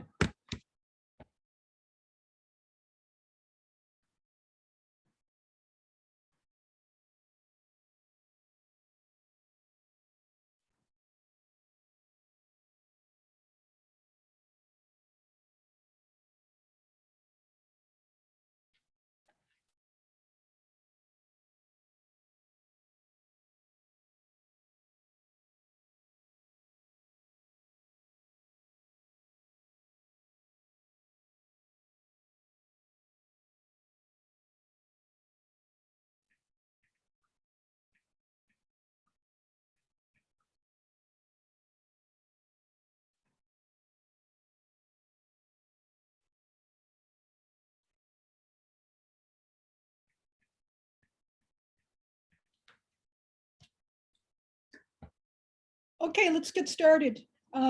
So as we reviewed before lunch, we'll have another set of two breakout groups, presentation by Dan Dutcher and Bronwyn Cook. Then breakout discussion reconvene with wrap-ups or with our report outs, and then we wrap up. So we'll be done at 3:30. And I hope this afternoon is as interesting as this morning's. So pressure's on you and Dan and Bronwyn for an interesting presentation to tee up the afternoon session. So over to you. I don't know which one of you wants to lead. I think I'm going first. There we go. All right. Hi again, everyone. Dan Dutcher, Agency of Transportation. As we said this morning, we've organized the day into sort of two buckets of policies and programs. This morning, we focused on really transportation and climate technology. Most of that was about vehicle electrification, but there's also room there to talk about other technologies like fuel efficiency, hydrogen, biofuels, for example. So we did get quite a few comments in the discussion this morning relating to transportation demand management, but now we get to take a deeper dive. Next slide, please. So here's a recent quote from the New York Times. The problem isn't just gas-fueled cars, but car-fueled lives. A view of the world in which huge private automobiles are the default method of getting around. Next slide, please. Another way to look at transportation demand management is ways to reduce vehicle miles traveled. Basically, it's about getting people out of single occupancy vehicles. I wish there were I wish there was a less wonky term than transportation demand management to cover all this, but I haven't thought of one yet. Next, please. So you can see in the little graphic there on the left that transportation demand management can involve a lot of different things. Many of those we've already been talking about. If you see paratransit there on this sort of lower right quadrant, that refers to public transit that may not have fixed routes or fixed times. The other policies there might be a little more obvious.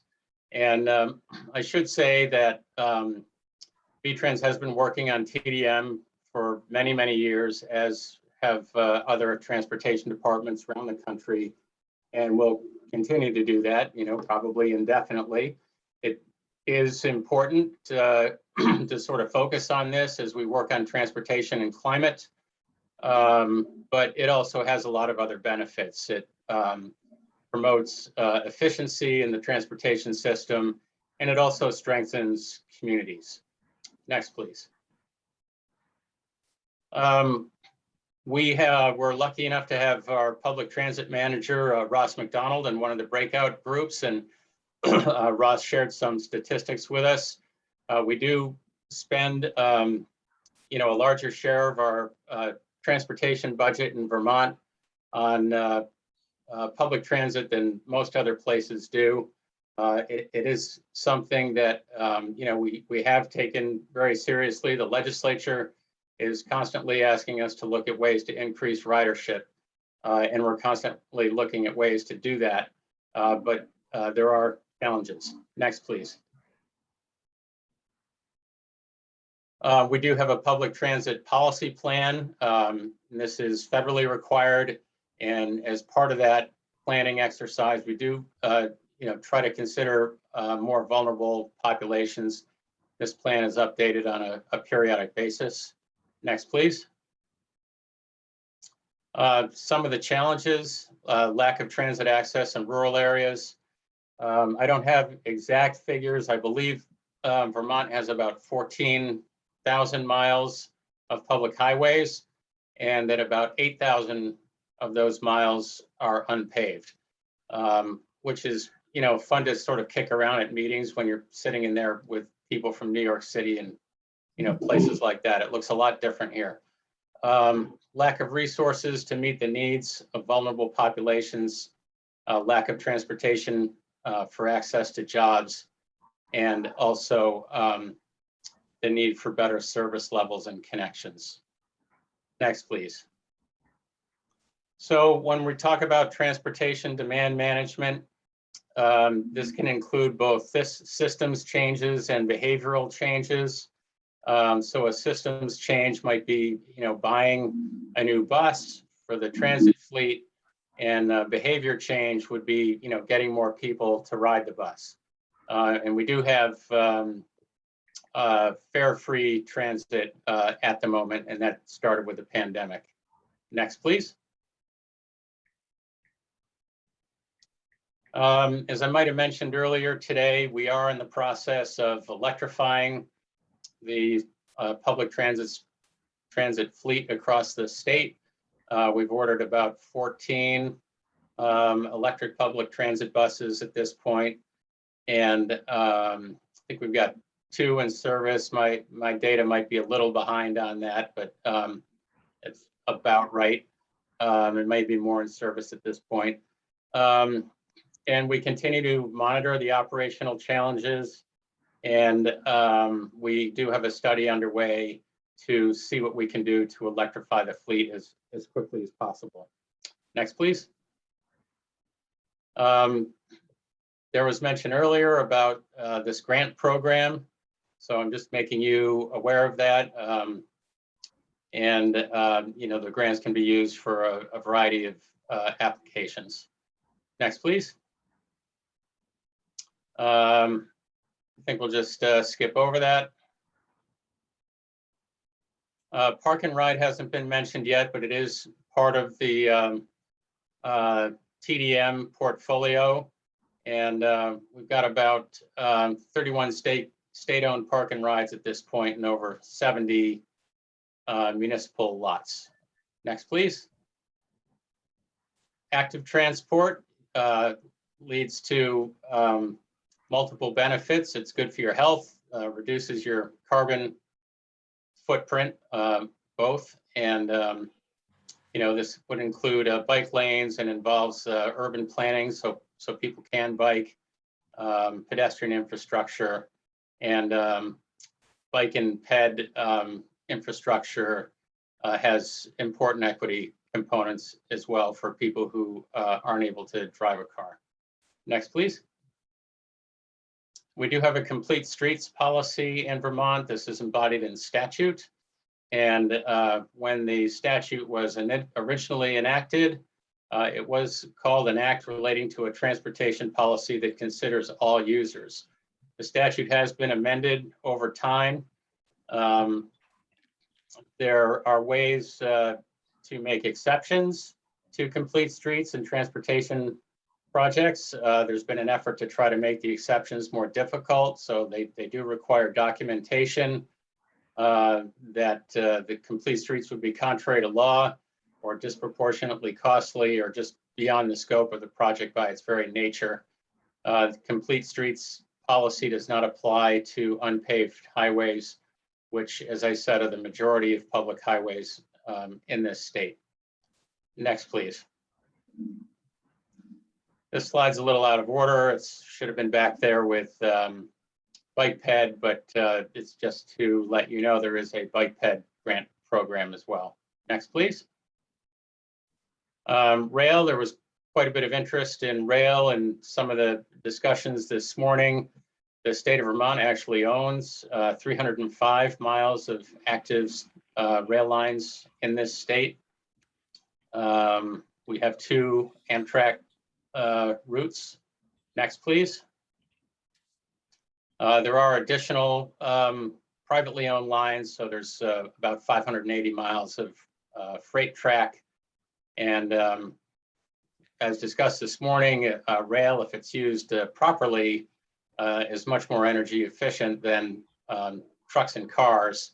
And a proper use for freight would be, you know, heavy materials, for example, like lumber or automobiles. And for passengers, there's, you know, you do have to have some minimum level of ridership for the train to have an advantage. Next, please. Here again, we do have goals relating to rail and lots of other things, TDM type metrics in the Comprehensive Energy Plan. And we are falling short in spite of some, you know, pretty good efforts. Next, please. So equity, as I mentioned, you know, the rural nature of our state is, you know, probably the central challenge on that front, but there are others. Next, please. So just trying to wrap up here. There are a number of barriers. We've talked about some already.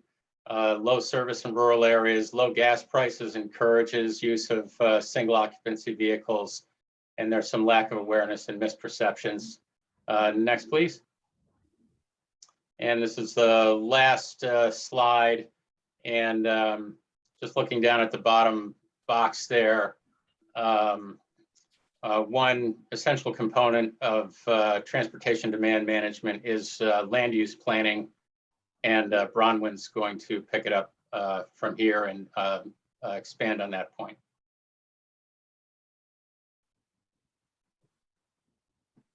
Thanks very much, Dan.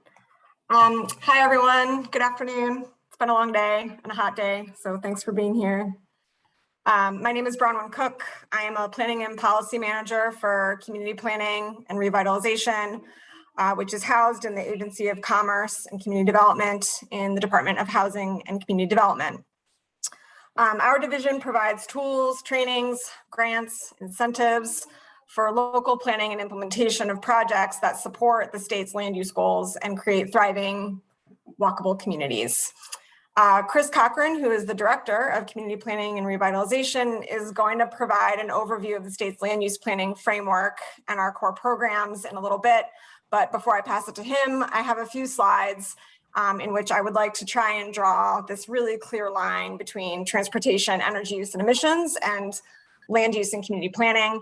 And this line has been drawn throughout the day. And so it might feel a little bit like I am beating you over the head with similar information. But I do think it's important to keep bringing this up, especially because I think there may be some folks here this afternoon who were not here this morning. So I'll breeze through some of these pretty quickly and let Chris get to the good stuff. Next slide, please. So Jared did a great job of presenting this in a much deeper dive this morning about energy use and emissions and how much of that comes from the transportation sector. And that really tees us up nicely to talk about how the choices we make about land use planning and our settlement patterns can either contribute to emissions via high VMT, high vehicle miles traveled, or how they can help us reduce some of the energy and emissions that are coming from transportation while we're achieving other goals like equity and resilience as well. Next slide. So again, covered in really great detail this morning by Sue, but just wanted to point out that in addition to being a major source of energy and emissions, transportation also represents a pretty significant portion of household energy costs. Next slide. So high portion of energy use and emissions is coming from the transportation sector. Transportation is a high portion of household energy costs. And we do have goals to address these problems, and we have a whole toolbox of strategies to achieve these goals. And one of those that's been mentioned or we've talked about before is smart growth as a strategy of achieving these outcomes and these goals. I wanted to point out that these little smart graph icons are really brilliant at making things look far more simple than they really are. This makes it look like our strategies and our outcomes all kind of fit into nice, neat little boxes, and they really don't. I want to take a minute just to call out that smart growth and land use planning really works across these strategies and across these outcomes. We think of some of these smart growth strategies as laying the foundation and enabling really good transportation policy and programs that can achieve multiple goals, not just the emissions and energy goals, but also resiliency goals, livability goals, et cetera. So just as a quick example, one of the outcomes for smart growth, reducing trip lengths, shifting trip modes, these also reduce fuel use, which again, sort of feeds back up into those overarching energy and emissions goals. Next slide, please. Before I hand it over to Chris, just a few more data points just to really, again, draw this line between land use planning, smart growth, and transportation. In this chart, we're showing data on vehicle miles traveled, and this was scaled down to Vermont's development patterns and households that are in and around downtowns, neighborhoods, and even our village centers tend to drive less. And as I mentioned before, if we are driving less, if people are driving less, then that can translate into lower fuel use and therefore lower emissions. Next slide, please. Also, when homes are located in centers, it also, in these centers, when homes are located in these centers where the trips can be shorter, where those trips can maybe be replaced altogether with a walk trip or a bike trip or a transit trip, then that can also translate into those reduced household energy costs. Next slide, please. And while I've been talking, we've all been talking quite a lot about transportation and how our choices can reduce the energy use and the emissions and reduce the cost burden. It's also about enjoyment and livability. In 2012, there was a survey that indicated that most Vermonters would actually want to live closer to jobs and stores and amenities if they could. Next slide, please. And so here we are. We know that compact development patterns can support many of our goals in terms of emission reductions, in terms of reducing the household energy burden, in terms of having more resilient communities. But despite this, and despite consumer preferences, the trend has been that residential growth is really occurring outside of these downtown centers.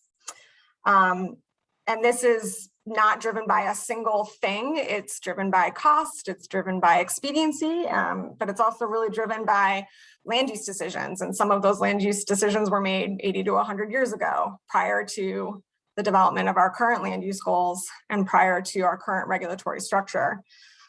So I just want to wrap up by saying that if we want to realize these benefits of smart growth, if we don't want our land use choices to be working against the achievement of these goals, we do need to continue shaping our land use and planning and community development in anticipation of the next 100 years, including meeting those 2050 goals, which are, when you say it like that, really close on the horizon. So with that, I'm going to pass it really quick to Chris just to breeze through what some of our programs and policies are. Thanks, Bronwyn. Breeze through. I'm going to talk for 45 minutes. No, I'm kidding. Really glad. No, you're not, Chris. Did I give you a heart attack, Cindy? Sorry. No, we're really happy to have you here, and we want to get to you tee things up well, and we want to get to the discussion. So yeah, absolutely. Just act accordingly, if you would, please. I'm just joking. I will be really quick. I think everybody's seen, or I hope most people are familiar with the state's land use goals of, compact centers surrounded by rural countryside.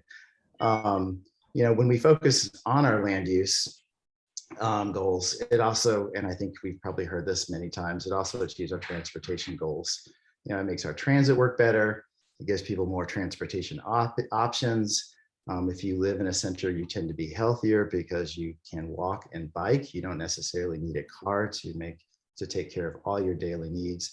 But in addition to transportation, it offers us a great return on our investment per acre of infrastructure. I wish we would look at land use kind of as the way that farmers look at what they plant in their field and what gets them a great return on investment. If we did, I think we'd be in a better position than we are today. But when our communities are compact, it's as Brahman noted, it's more energy efficient. It protects our farms and forests. And we have a population that's aging. Many of our seniors do want to live in kind of our amenity-rich centers. So it gives them places to live, allows them to downsize if they want to. But it also attracts some of the younger people we need to sustain our economy and our tax base.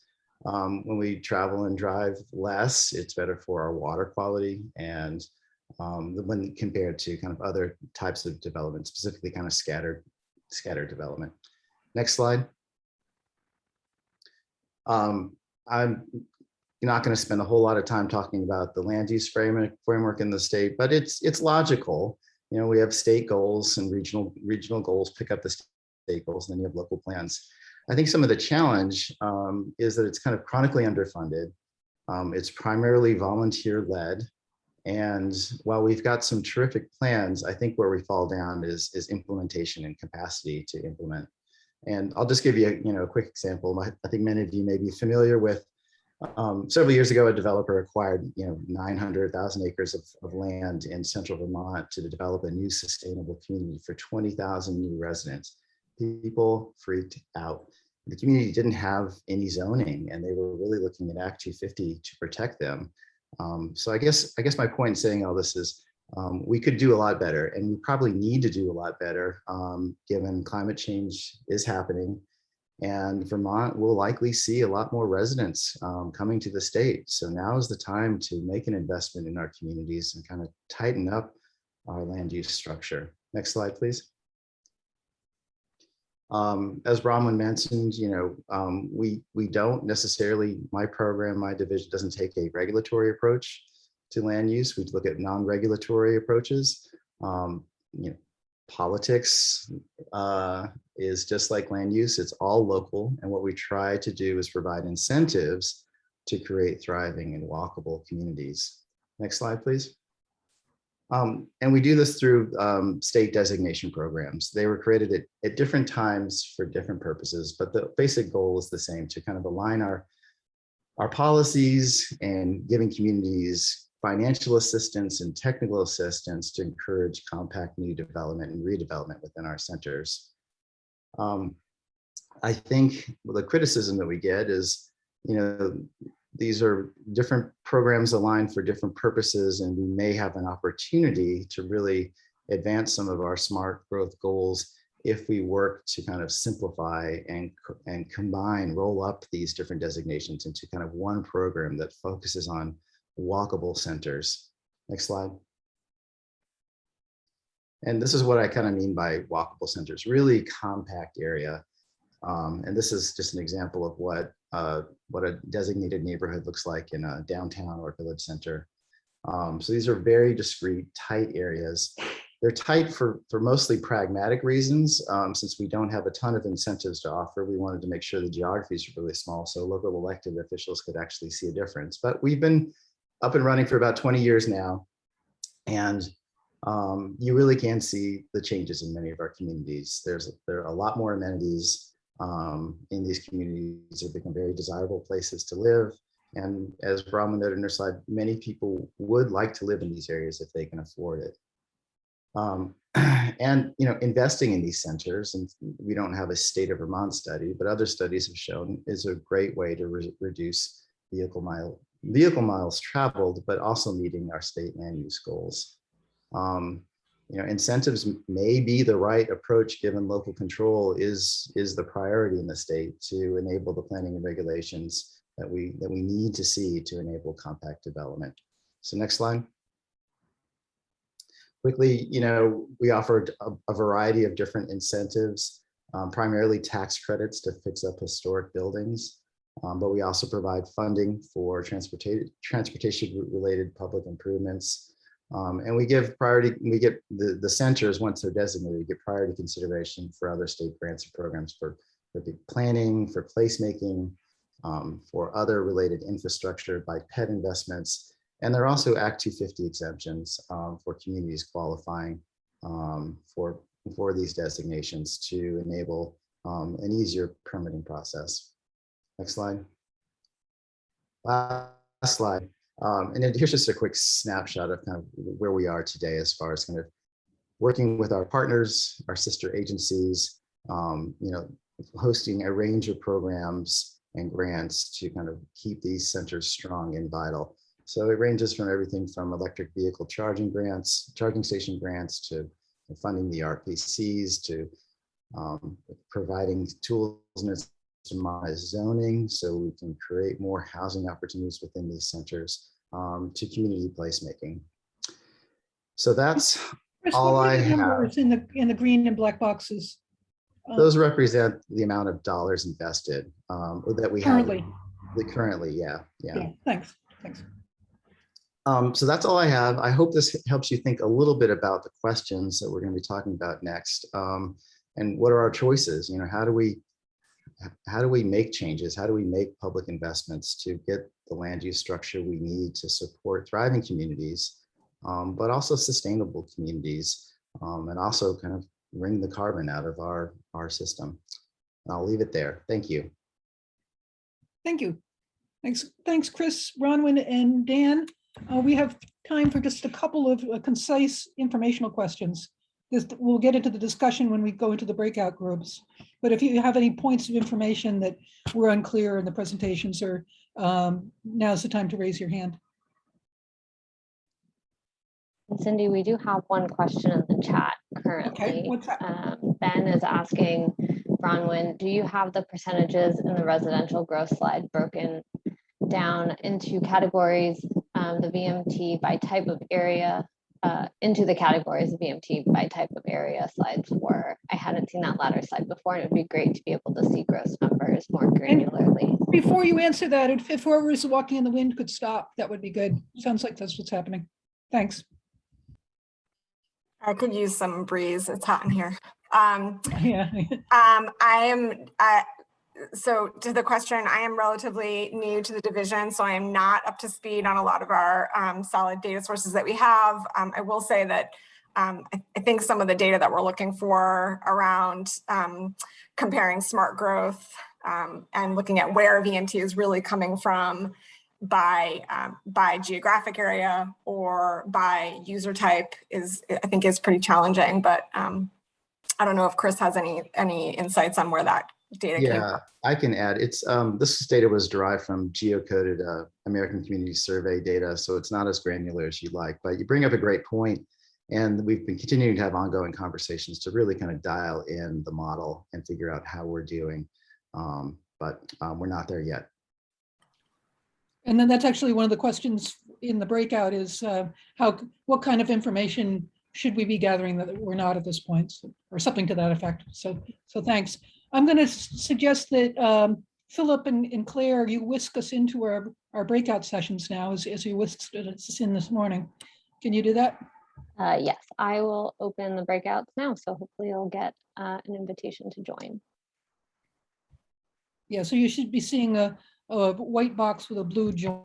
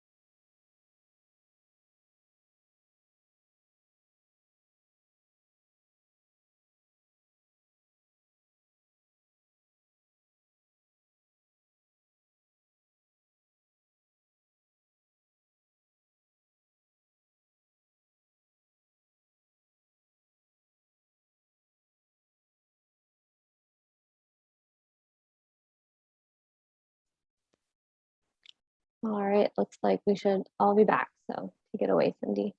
Great, thanks, Claire. So you know the drill from this morning. We're going to have report outs from both groups, and then an opportunity for a little bit of questions, and then we're going to talk about next steps and what you can expect from here, both with the CEP, the Comprehensive Energy Plan, and the Climate Action Plan, and opportunities for further comment if there are things that you wanted to say that there just wasn't time for today. So with that, I'm going to pass it over to Joanna. Can you speak to what you heard in our group? Sure, and then I will invite others in our group to round out what I might not have captured.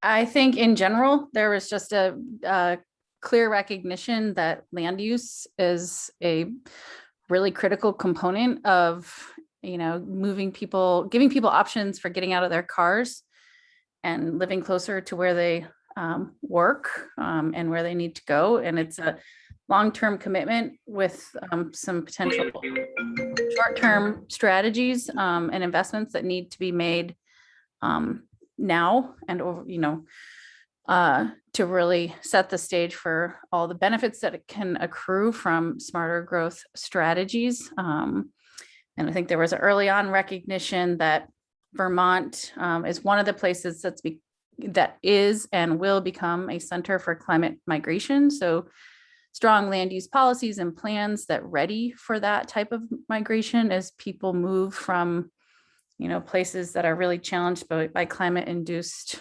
fires and drought, water shortages, et cetera. We need to really ensure that our land use planning processes are strong and really create communities and downtowns and village centers that inspire people to live there and create amenities that motivate people to live there. A few other things that have been identified was really sort of, pricing parking and like this concept of free parking is counterproductive to achieving our greenhouse gas emission goals.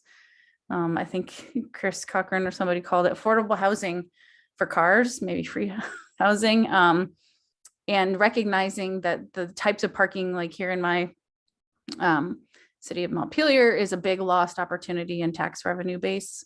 So, looking at, again, I think there's sort of a higher level theme, but also when it comes to parking, this idea of like incenting what we want to advance and support and creating disincentives for things that we want to do less of. So pricing parking was one specific strategy that people identified. There's also a lot of conversation and recognition that there's a lot of good work happening at the local level and some great plans that really center smart growth strategies at both the municipal and regional level, but also recognizing that it's hard to achieve those smart growth benefits without the critical investments in things like wastewater and water infrastructure. So financing and funding those investments is really critical to creating that higher density development.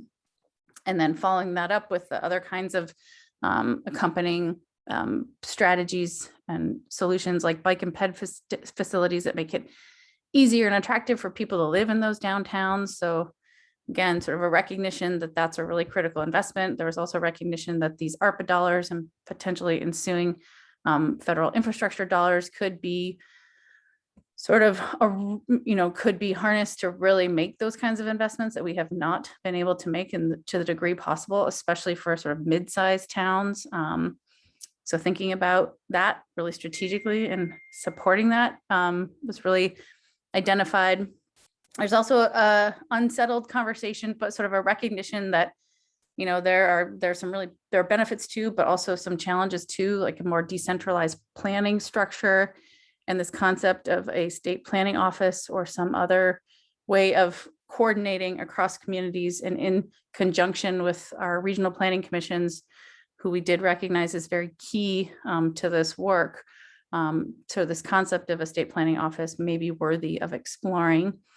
I think there's just a recognition for more coordinated, synchronized planning could be very helpful.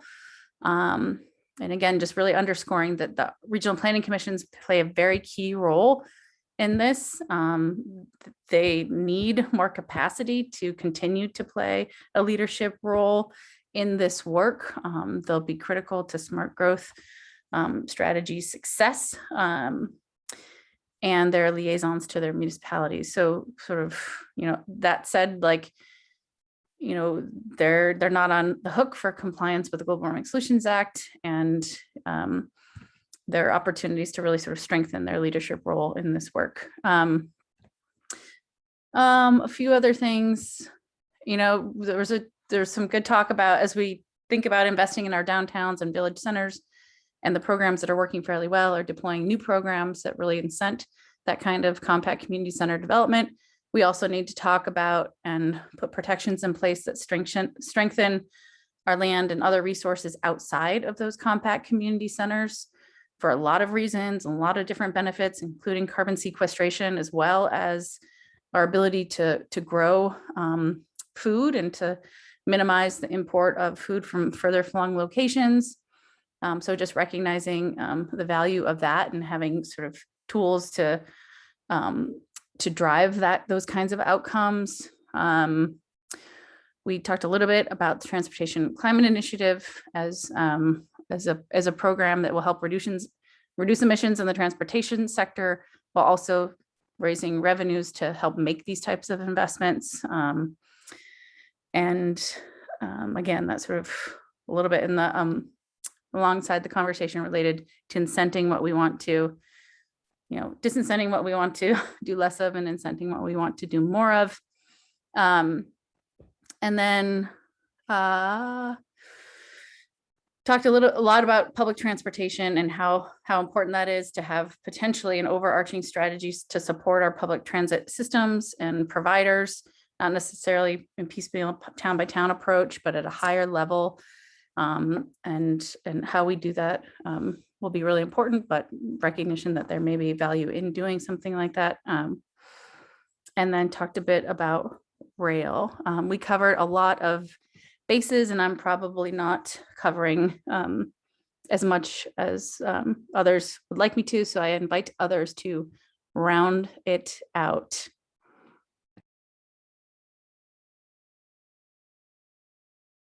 You're muted, Cindy. Sorry, an ambulance had just gone by.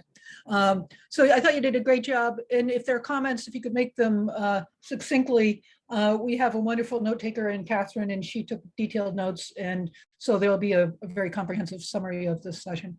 But anybody have any big ticket themes that they want to underscore?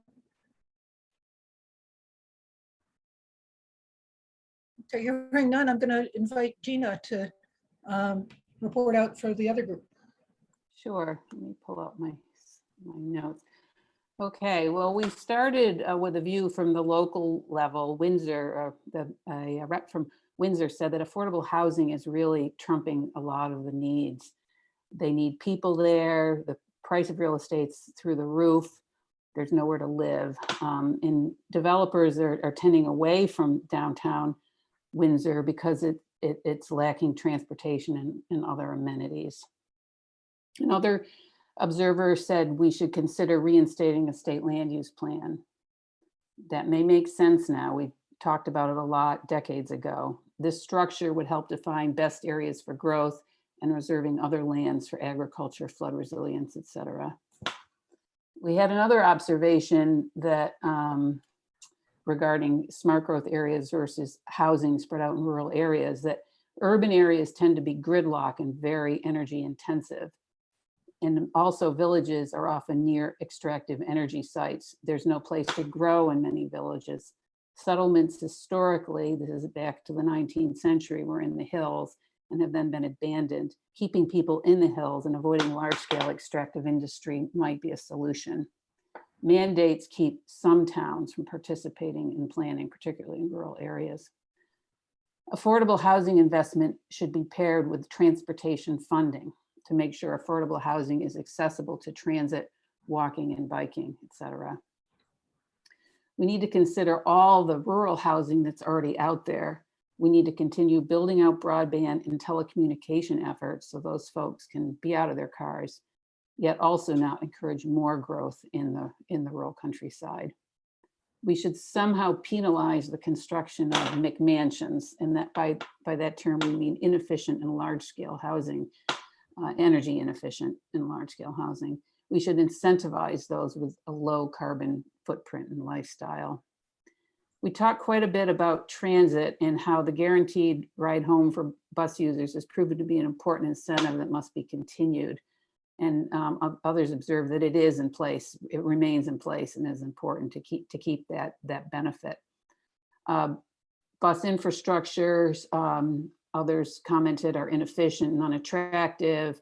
Making trip planning software more available and easier to work would help. Ross came on and said that there's a lot of work going on right now, both to better coordinate demand response trips to the trip planner requests, and also to improve bus stops. They're planning, doing some planning with the RPCs to use one-time monies on this. Let's see.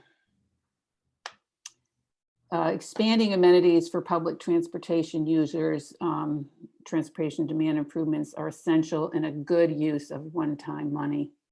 Better bus signage is needed for those who aren't as tech savvy and don't have web access.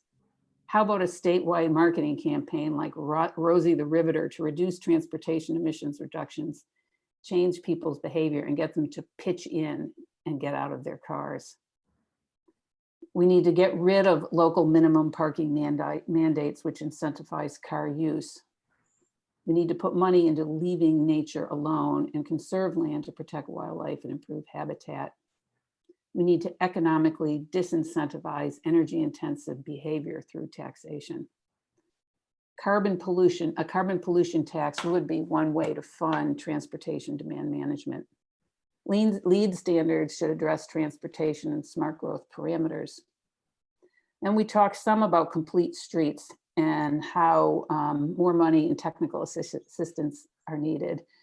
It was suggested that we look at a Massachusetts program that has more robust assistance and funding. Funding for town highway programs need to have a carrot to incentivize following complete streets. We need to recognize the co-benefits of walking and biking to health, serving elderly, children, and quality of life. Support for TCI was voiced.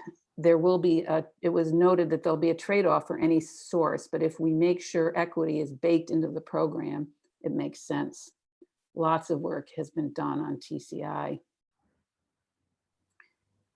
Let's see, we don't have a full picture of Vermont's transportation equity challenges. The equity bill and work at VTrans and the RPCs will help provide data to show the needs and the gaps. Then we talked about the Climate Council and how far into the future that's going to operate. Jared explained that it goes in perpetuity, that it will be charged with issuing new and revised plans in the coming years. Staff now, throughout a couple of agencies, are assisting where it's uncertain the longevity of this commitment. The office now administering the work is authorized for the next 3 years. Tasks as they are defined will be absorbed by the agency. There's keen awareness within government of the need to have executive level interagency coordination. The council should put a finer point on this. There needs to be greater agency staffing to coordinate and manage these programs. There were examples of state government silos, especially around flooding and some types of energy and transportation infrastructure. We need a holistic approach. What municipalities need is more funding to implement complete streets and improve their bike pedestrian facilities. So increasing municipal grant funding from VTrans and ACCD would be an important step in building a sustainable and equitable transportation system. More funding is needed across the board for ACCD programs. It's insufficient to update local regulations and more, not nearly enough capacity at the local level to implement programs. Human resources to work with individual towns is a real need. RPC funding should be directed to low-income communities and those that need hand-holding, those that are too small and too far away. There needs to be a lot of work, not one idea. A lot is needed. And that's that. And I ask my co-workers here on the committee to join in. Any comments? Just a small one, but I think meaningful.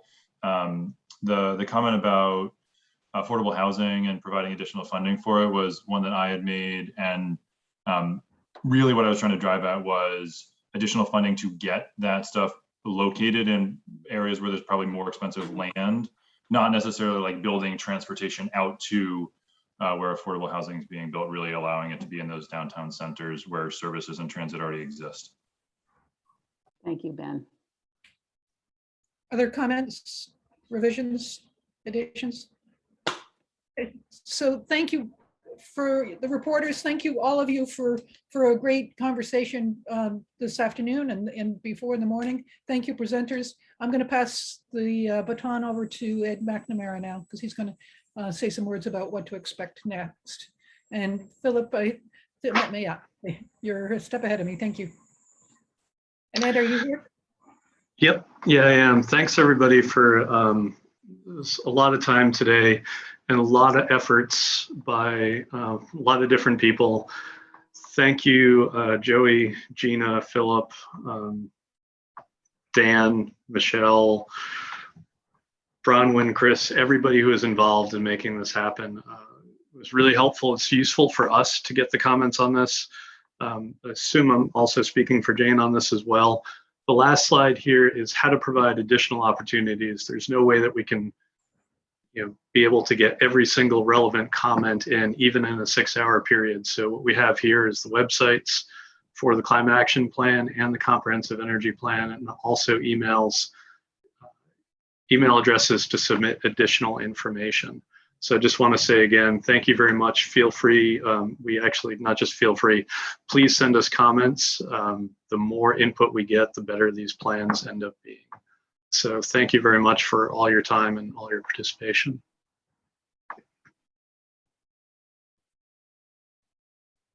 Take care, everyone. Thanks all.